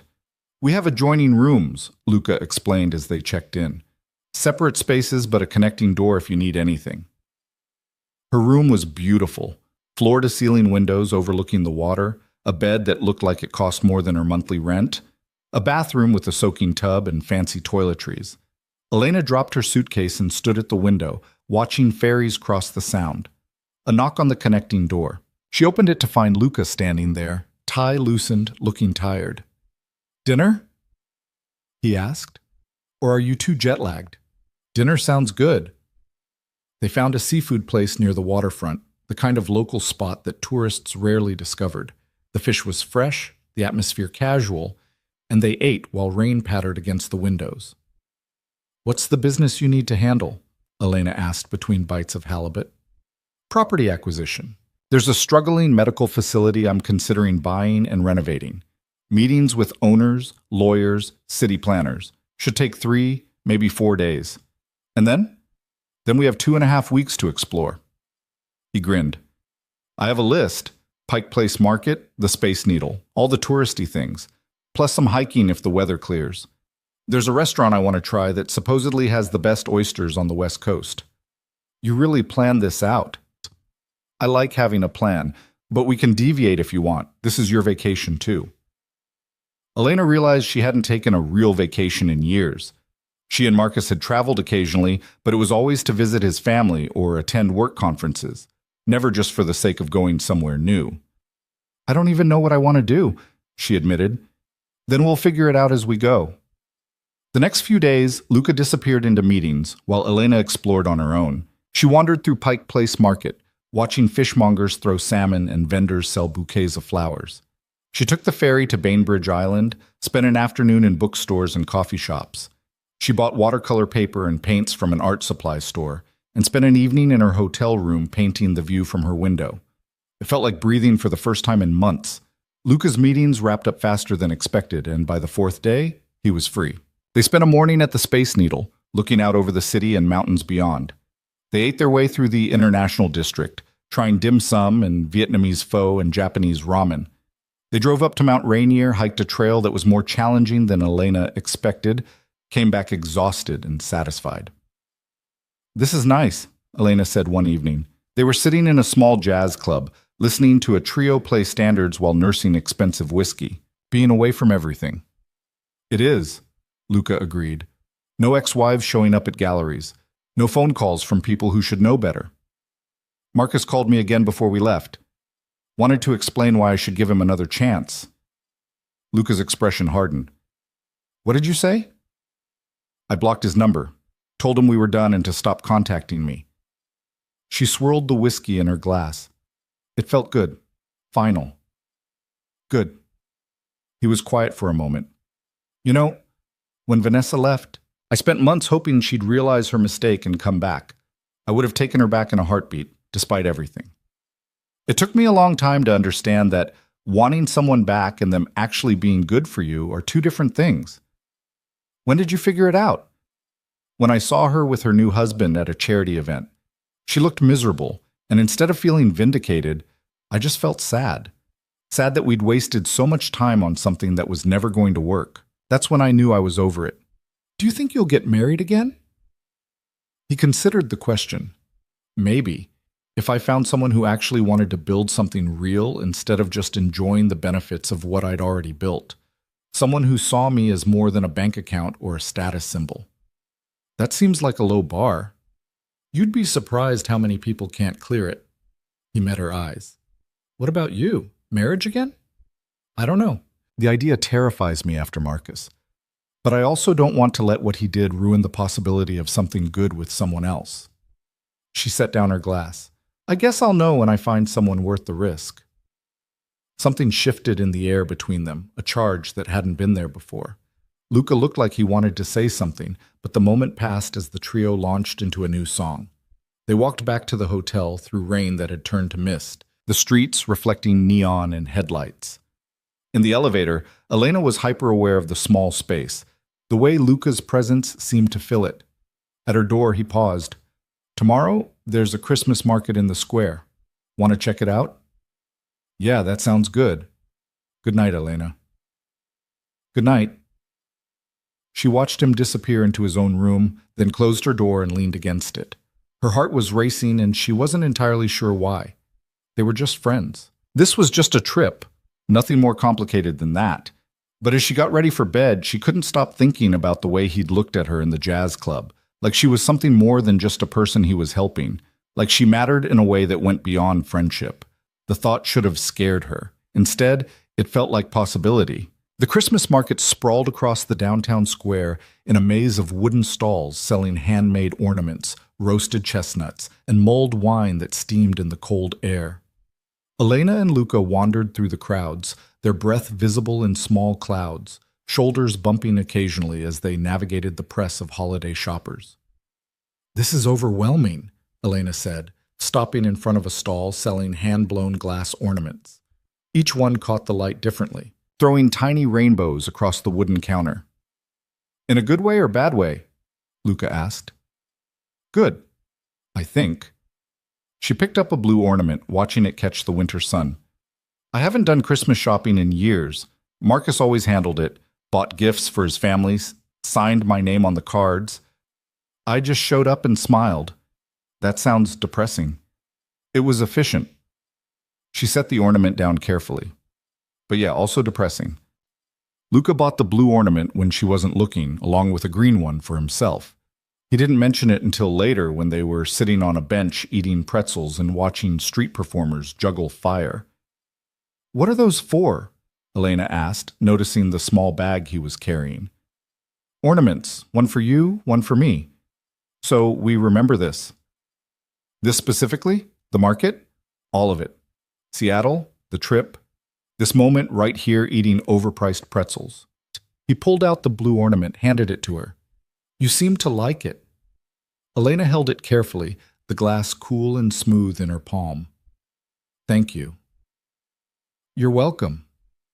They sat in comfortable silence, watching the jugglers toss flaming batons between them with practiced ease. Families passed by with children on shoulders, couples walked hand in hand, everyone bundled against the December chill. I need to tell you something, Luca said after a while. Elena's stomach dropped. Those words never preceded anything good. Okay? I didn't just invite you here because I wanted company for the holidays. He kept his eyes on the jugglers. I wanted to see if this, us, spending time together, could be something more than friendship. Away from the city, away from everything that's complicated. Luca, let me finish. He finally looked at her. I know the timing's terrible. You're still processing your divorce. I'm your employer, technically. And we've only known each other a few months. But I care about you, Elena. More than I probably should. More than is smart given the circumstances.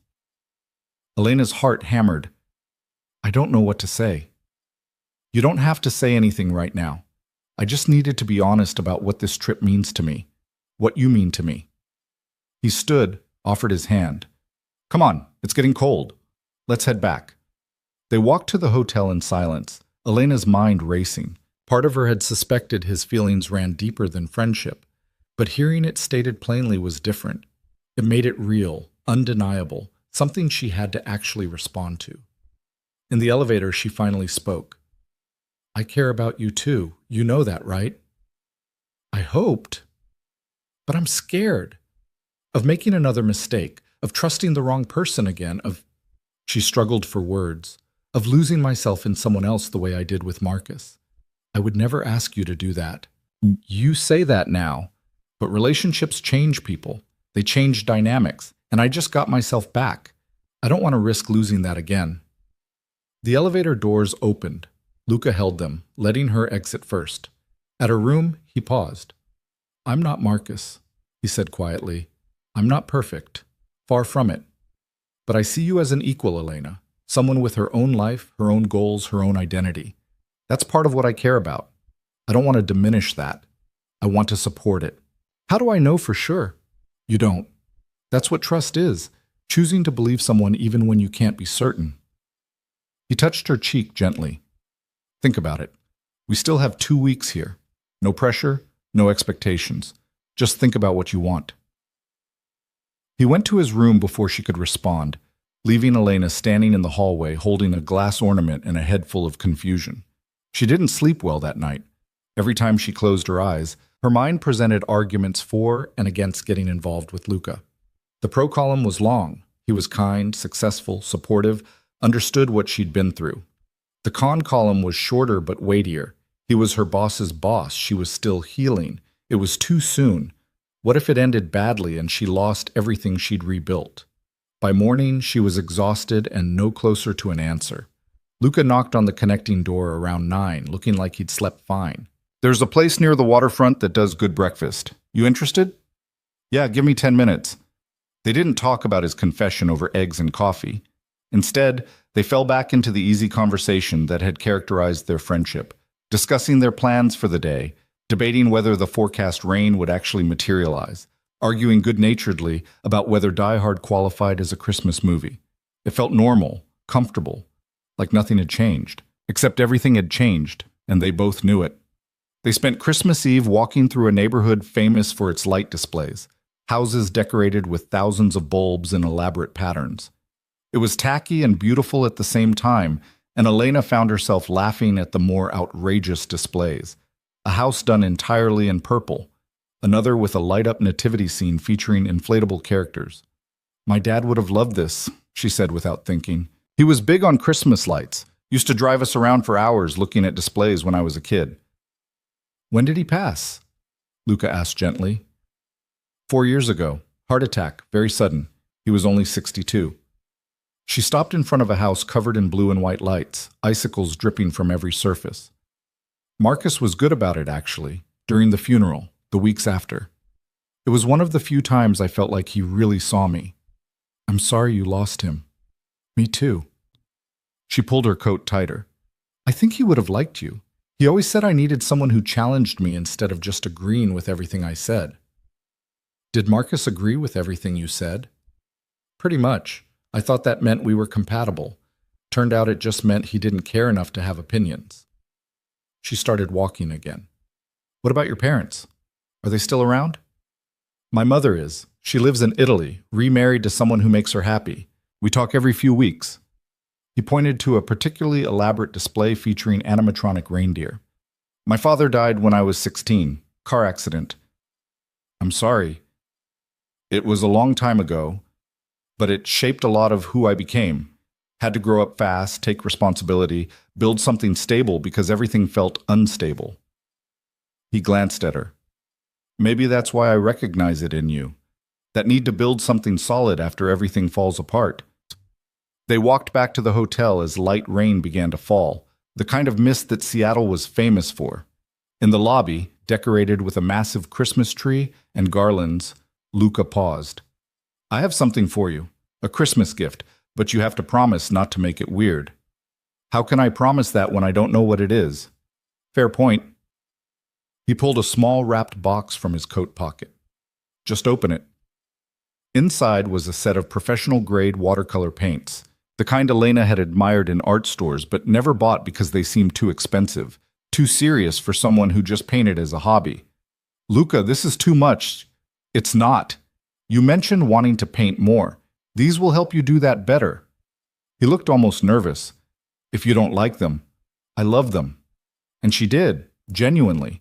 Not because of their cost, but because he'd listened, remembered something small she'd said, thought about what would make her happy. Thank you. You're welcome. He relaxed slightly. I, should probably get to my room. Early morning tomorrow. My mother's calling at 6 a.m. her time, which is ungodly early here. Wait. Elena pulled out a small package from her own bag. I have something for you too. Inside was an antique map she'd found in a shop near Pike Place Market, showing Seattle as it had been in 1889, before the Great Fire that destroyed most of downtown. It was small, fit for framing, the kind of thing that would look good on his wall of maps. Luca studied it for a long moment. This is perfect. Yeah? Yeah. He looked at her with an expression she couldn't quite read. Thank you, Elena. You're welcome. They stood there in the lobby, surrounded by Christmas decorations and the quiet hum of holiday travelers, neither quite ready to say goodnight. I've been thinking about what you said, Elena began, about us being more than friends. And I'm terrified, but I'm also tired of letting fear make my decisions. She took a breath. I don't know if I'm ready for a relationship. I don't know if this is smart or if we're going to regret it. But I know I care about you, and I know I don't want to spend the rest of this trip pretending I don't. Luca set down his package carefully. What are you saying? I'm saying I want to try. Whatever this is, I want to see where it goes. She met his eyes. But I need you to be patient with me. I'm going to be scared sometimes, and I'm going to overthink things, and I might need space when things feel too intense. I can do that. And if it doesn't work out, I need to know we can go back to being friends, that I won't lose my job or the life I've built. You won't, I promise. He stepped closer. Elena, I'm not asking you to jump into something you're not ready for. We can take this as slow as you need. Okay? She felt something loosen in her chest, fear giving way to something that might have been hope. Okay? He kissed her then, gentle and careful, like she was something precious that might break. Elena kissed him back, letting herself feel it without analyzing, without worrying about what came next. When they pulled apart, she was smiling. That was nice, she said. Just nice? Really nice. Better. He grinned, looking younger than she'd ever seen him. Merry Christmas, Elena. Merry Christmas. The next week and a half passed in a blur of new experiences and tentative exploration of whatever they were becoming. They hiked more trails, ate at restaurants Luca had researched, Spent hours talking about everything and nothing. They kissed sometimes, held hands while walking through markets, fell into an easy physical intimacy that felt natural rather than forced. But they also maintained separate rooms, separate space, understanding without discussing that Elena needed boundaries even as those boundaries shifted. On New Year's Eve, they found themselves at a rooftop party hosted by one of Luca's business associates, the kind of elegant affair where champagne flowed freely and everyone wore designer clothes. Elena felt out of place until Luca introduced her to a woman who ran a nonprofit medical clinic, and they spent an hour discussing patient care challenges while Luca talked business in another corner. As midnight approached, the crowd gathered near the railing to watch fireworks over the sound. Luca found Elena in the press of people, slipped his hand into hers. "How are you doing?" he asked. "Good. Better than I expected." She looked up at him. "A year ago, I was married to Marcus, unhappy but not admitting it, trapped in a life that was slowly suffocating me. Now I'm here, with you, actually happy. It's surreal. Life changes fast sometimes." "It does." Oh, the countdown started around them, people shouting numbers in cheerful chaos. "Thank you for this. All of it. The trip, the patience, the chance to figure things out. Thank you for taking the chance." The countdown hit 0, and fireworks exploded over the water, brilliant colors reflecting off the dark surface. Around them, people kissed and cheered and celebrated new beginnings. Luca pulled Elena close and kissed her properly, deeply, and she let herself sink into it without reservation. When they broke apart, she was crying. "What's wrong?" he asked, concerned. "Nothing. I'm just happy." She laughed through the tears. "I forgot what that felt like." They flew back to the city a few days later, the vacation over, but something fundamental shifted between them. At the airport, waiting for their luggage, Luca's phone rang. He glanced at the screen and frowned. "I need to take this. Work thing. 1 minute." He stepped away, and Elena checked her own phone. 17 texts from Rachel, increasingly frantic. "Call me now." "Elena, seriously call me." "It's about Marcus and Jenna." "Elena, where are you?" Elena's stomach dropped. She called Rachel immediately. "Finally," Rachel answered. "Where have you been? I've been trying to reach you for 2 days." "In Seattle. What's wrong? What happened?" "Marcus and Jenna split up, like spectacularly. Apparently he tried to convince her to have an open marriage so he could see other people. She freaked out, and now they're getting divorced. It's all over social media. She's been posting these long rants about what a mistake she made, how she gave up everything for him." Elena felt nothing. No satisfaction, no vindication, just a distant sense of inevitability. "When did this happen?" 3 days ago. She called me looking for you, said she needed to apologize properly. I told her you were out of town and to leave you alone, but she's persistent." "Let her be persistent. I don't care." "Really? Because I thought you'd want to know that Marcus is apparently telling everyone he made the biggest mistake of his life and wants you back." "Of course he does." Elena watched Luca across the baggage claim, still on his call, his expression serious. "He can want whatever he likes. I'm done with that chapter." "You sound different. Good different." "I feel different." Elena smiled. "I'll tell you about it when I see you. Coffee next week?" "Absolutely. I want details about Seattle, all the details." After they hung up, Luca returned looking troubled. "Everything okay?" Elena asked. "Issue at one of the facilities. Nothing urgent, but I need to handle it tomorrow." He studied her face. "You look upset. Bad news?" "Marcus and Jenna are getting divorced. Apparently it imploded pretty dramatically. And how do you feel about that?" "Honestly, I don't feel much of anything. It's their problem, not mine." She looped her arm through his. "Come on, let's go home." The word home slipped out naturally, and she didn't correct it. Back in the city, reality reasserted itself in the form of work schedules and apartment responsibilities and the ordinary demands of daily life. Elena returned to her shifts at the cardiac unit, fell back into the rhythm of patient care and medication rounds. But something was different now. She moved through her days with a lightness that hadn't been there before, secure in the knowledge that she'd built something real and sustainable. Luca texted throughout the day. Nothing serious, just small observations and stupid jokes that made her smile during breaks. They had dinner twice that first week back, At the diner with terrible coffee, and at a Thai place near Elena's apartment. They didn't hide their relationship, but they didn't advertise it either, both understanding that professional boundaries required some discretion. 2 weeks after returning from Seattle, Elena woke up feeling wrong.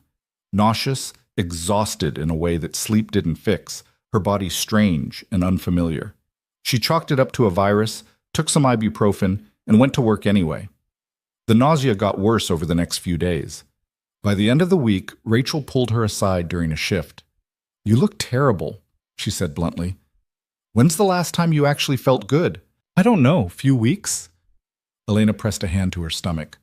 "I think I caught something." "Or you're pregnant." Elena laughed. "I'm not pregnant. I'm on birth control." "Which is 99% effective, not 100%. When was your last period?" Elena tried to remember and couldn't. "I don't know. They've been irregular since the divorce stress." "Elena." Rachel's expression was serious. "Take a test, just to rule it out." "It's not that." "Then prove it. Take a test." Elena bought 3 tests on her way home, stood in her tiny bathroom staring at the boxes like they might explode. This was ridiculous. She was careful, used protection, took her pills religiously. There was no way. She took the first test, set a timer, and paced her apartment while waiting. When the timer went off, she couldn't look right away. Her hands shook as she picked up the test. 2 lines. Pregnant. She took the second test. Pregnant. The third test. Pregnant. Elena sat on the bathroom floor staring at 3 positive tests, trying to process information that didn't make sense.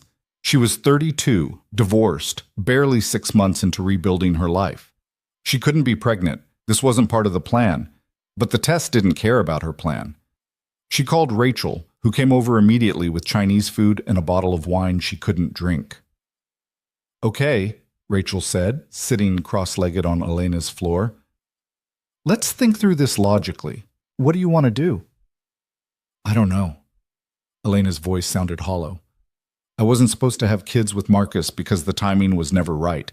And now I'm pregnant with Luca's baby when we've barely been together a month." "Does he know?" "Not yet. I just found out an hour ago." "You need to tell him." "I know." Elena pressed her hands to her face. "What if he thinks I did this on purpose? What if he wants nothing to do with it? We've known each other for 3 months. Rachel. 3 months. He's not going to think you did this on purpose. And from what you've told me about him, he's not going to run." Rachel squeezed her hand. "But you need to tell him soon. Don't let this sit." Elena called Luca that night, asked him to come over. He arrived 20 minutes later, concern etched across his face. "What's wrong? Are you okay?" "I'm fine, physically fine." She gestured to the couch. "Sit down. I need to tell you something." He sat, and she watched fear flicker across his expression. "Elena, you're scaring me." "I'm pregnant." Silence. Luca stared at her like she'd spoken a foreign language. "You're... what?" "Pregnant. I took 3 tests, all positive." She twisted her hands together. "I'm on birth control. We use protection. I don't know how this happened, but it did. And I know this is terrible timing, and we barely know each other, and you probably think, stop." He held up a hand. "Just stop for a second and let me process." She stopped, watching him work through the information. His expression cycled through shock, confusion, and something else she couldn't identify. "How far along?" he asked finally. "I don't know. Few weeks, maybe? I need to see a doctor to confirm." "Okay." He stood, paced to the window, came back. "Okay, this is unexpected." That's an understatement. But it's not. He sat back down, took her hands. "Elena, I'm not going to pretend this isn't complicated. It is. But I'm also not going to abandon you or our child. That's not who I am. You don't have to." "Yes, I do. If you want to keep this baby, I want to be involved. Fully involved." His grip tightened. "I know we haven't been together long. I know this changes everything. But I care about you, and I'll care about our child. We'll figure this out." Elena felt tears spill over. "You're sure?" "I'm terrified, but I'm sure." He pulled her into his arms. "We'll figure this out together." The next few weeks were a blur of doctor's appointments and cautious optimism. Elena was 8 weeks along, the pregnancy confirmed by ultrasound and blood work. Everything looked healthy, normal, progressing as it should. Luca went to every appointment, asked questions the doctor answered patiently, held Elena's hand through the nausea and exhaustion. They told Rachel, who cried happy tears and immediately started planning a baby shower. They told Victoria, who assured Elena her job was protected and maternity leave would be generous. They didn't tell Elena's mother yet, both agreeing that conversation required careful planning. 3 months into the pregnancy, when Elena started showing enough that hiding it became difficult, Luca brought up something they'd been dancing around. "Move in with me." They were at his apartment. Elena stretched on his couch with her feet in his lap while he rubbed the soreness away. She'd been spending more nights there than at her own place, and most of her clothes had migrated to his closet. "You sure?" she asked. "Positive. You're here all the time anyway, and it doesn't make sense for you to keep paying rent on a place you barely use. Plus, my apartment has more space for when the baby comes." "This is fast. Everything about this is happening so fast." "I know, but fast doesn't always mean wrong." He looked at her seriously. "I love you, Elena. I've probably loved you since you walked into that wedding looking like you owned the world. I know you're still figuring out your feelings, and that's okay. But I want you here. Both of you." Elena's heart squeezed. He'd said it so simply, like it was the most obvious thing in the world. And maybe it was. Maybe love didn't require months of deliberation and perfect timing. Maybe it just was. "I love you too," she said quietly. "I think I have for a while. I was just too scared to admit it. And now? Now I'm still scared, but I'm also happy, and I think that's worth more than being safe." She moved in the following week, her few belongings fitting easily into Luca's larger space. He cleared drawers and closet space, rearranged furniture to accommodate her things, made room for her in ways that felt both literal and metaphorical. When Elena finally called her mother to share the news, pregnancy, new relationship, moving in together, Linda's response was predictably dramatic. "You're pregnant? By a man you barely know? Elena, have you lost your mind?" "I know it sounds crazy, Mom, but I'm happy. Actually happy." "You were happy with Marcus too, and look how that turned out." "Luca isn't Marcus. And I'm not the same person I was when I married Marcus." Elena kept her voice calm. "I understand you're worried, but I'm asking you to trust that I know what I'm doing." "Do you? Know what you're doing?" Elena looked around Luca's apartment, her apartment now, at the life she'd built from the wreckage of her marriage, at the watercolors she'd painted, now framed on the walls, at the antique map from Seattle, hung beside Luca's collection, at evidence of 2 separate lives merging into something new. "Yeah, Mom, I do." The pregnancy progressed smoothly. Elena worked until her 7th month, when the 12-hour shifts became too exhausting. Luca was attentive without being overbearing, excited about the baby in a way that was endearing. They painted the nursery together, argued good-naturedly about color schemes and furniture, spent evenings assembling cribs and changing tables while debating baby names. "What about Elena Jr.?" Luca suggested, clearly joking. "Absolutely not. That's a terrible burden to put on a child." "Fair point. What about something Italian? To honor my mother?" "I like that. What does she suggest?" "She's sending a list. It's 17 pages long." Elena laughed, her hand settling on her growing belly. The baby kicked in response, a flutter she still wasn't used to. Marcus tried reaching out one more time, 3 months before her due date. He showed up at the medical facility where Elena had worked, apparently unaware she'd quit. When security called to say someone was asking for her, Elena felt nothing but annoyance. She went down to the lobby anyway, found Marcus looking rough, unshaven, wrinkled clothes, the polish he'd always maintained completely gone. "Elena, thank you for seeing me. I didn't really have a choice. You showed up at my workplace, former workplace. They said you don't work here anymore." His eyes traveled to her visible pregnancy. Are you pregnant?" "Yes." She didn't elaborate. "Is it?" He seemed to struggle with the question. "Is it mine?" "No, Marcus, it's not. We've been divorced for almost a year. Use your head." "Then who's the guy from the wedding?" "That's none of your business." I think it is my business. You were my wife. Was. Past tense. Elena crossed her arms over her belly. What do you want, Marcus? Because I have things to do. I wanted to apologize, really apologize for everything.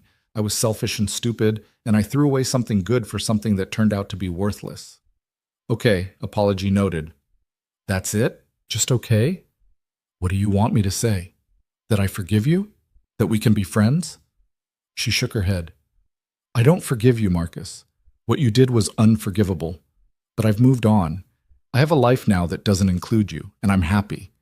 So your apology, while noted, doesn't really change anything. Elena, please. No. Whatever you're about to ask for, the answer is no. No second chances, no friendship, no role in my life. You made your choices, and now you get to live with them. She turned to leave, then paused. I hope you figure out your life, Marcus. I really do. But that's not my responsibility anymore. She walked away without looking back, and for the first time since the divorce, felt completely free of him. Luca was waiting in the parking lot, having insisted on driving her. When she told him about the encounter, he just pulled her close. You handled that perfectly. Did I? I wasn't very nice. You were honest. That's better than nice. He looked so lost. That's not your problem to fix. He kissed her forehead. Come on, let's go home. Home. The word settled warm and comfortable, no longer carrying the weight of compromise and pretense it had with Marcus. This was real home, chosen and built and maintained by mutual effort. Their daughter was born on a rainy Tuesday in April, arriving 3 weeks early with a full head of dark hair and lungs that announced her displeasure at the world loudly. Elena labored for 16 hours, Luca never leaving her side despite her repeated suggestions that he take a break. When the doctor finally placed their daughter in Elena's arms, she felt something shift fundamentally in her understanding of love. This tiny, screaming person who just spent 9 months disrupting her body and her life, Elena would die for her without hesitation. She's perfect, Luca whispered, tears streaming down his face. She's really loud. That too. He touched the baby's hand and tiny fingers closed around his. What should we call her? They debated names for months without settling on anything, but looking at their daughter now, one name felt right. Sophia, Elena said, after your mother. Are you sure? I'm sure. Sophia DeLuca Carter came home a week later to an apartment ready for her arrival. Rachel visited daily, bringing food and advice and excitement. Elena's mother flew in, saw her granddaughter, and cried while apologizing for doubting Elena's choices. Luca's mother arrived from Italy with gifts and wisdom about raising daughters in a complicated world. The first few months were exhausting. Sleepless nights, constant feeding, the overwhelming responsibility of keeping a tiny human alive. But they managed, taking turns with night wakings, supporting each other through moments of doubt and frustration. 6 months after Sophia's birth, Luca proposed. It wasn't dramatic or elaborate. They were sitting on their balcony at midnight, Sophia finally asleep after hours of fussing, both of them exhausted and wearing clothes stained with various baby fluids. Marry me, he said. Elena looked at him. This man who'd appeared in her life at her lowest moment and somehow seen potential where she'd seen only ruin. Who'd given her opportunities without obligation, support without strings, love without conditions. That's a terrible proposal, she said. I know, but I mean it. He pulled out a ring, simple, elegant, nothing like the ostentatious diamond Marcus had given her. I want to build a life with you, Elena. Not because of Sophia, though I love being her father, but because you make me better. You challenge me, surprise me, remind me that good things can come from broken places. We're already building a life. Then let's make it official. He held up the ring. What do you say? Elena thought about the woman she'd been a year and a half ago, standing in the rain with divorce papers and no hope. She thought about how far she'd come, how much she'd rebuilt, how different her life looked now. She thought about Marcus, about Jenna, about betrayal and pain and the slow work of healing.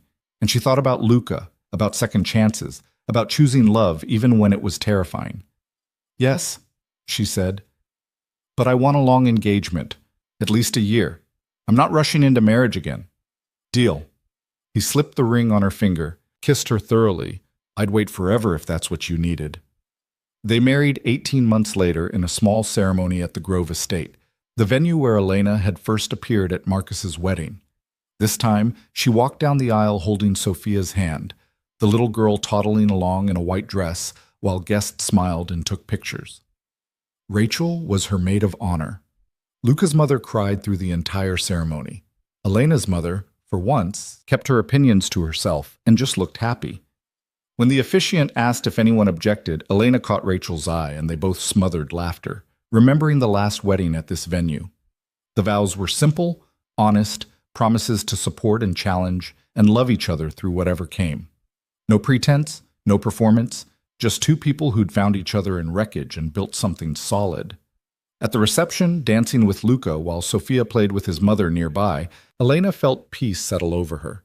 Not the false peace of avoidance or denial, but real peace earned through pain and growth. Happy? Luca asked, spinning her gently. Very. You? More than I thought possible.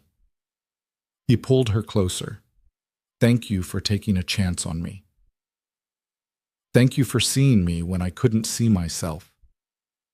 2 years later, when Sophia was 3 and Elena was pregnant with their second child, she ran into Jenna at a grocery store. Jenna looked older, tired, but not miserable. She'd cut her hair short and gained weight, seemed more solid somehow. Elena. Hi. Jenna's hand tightened on her shopping cart.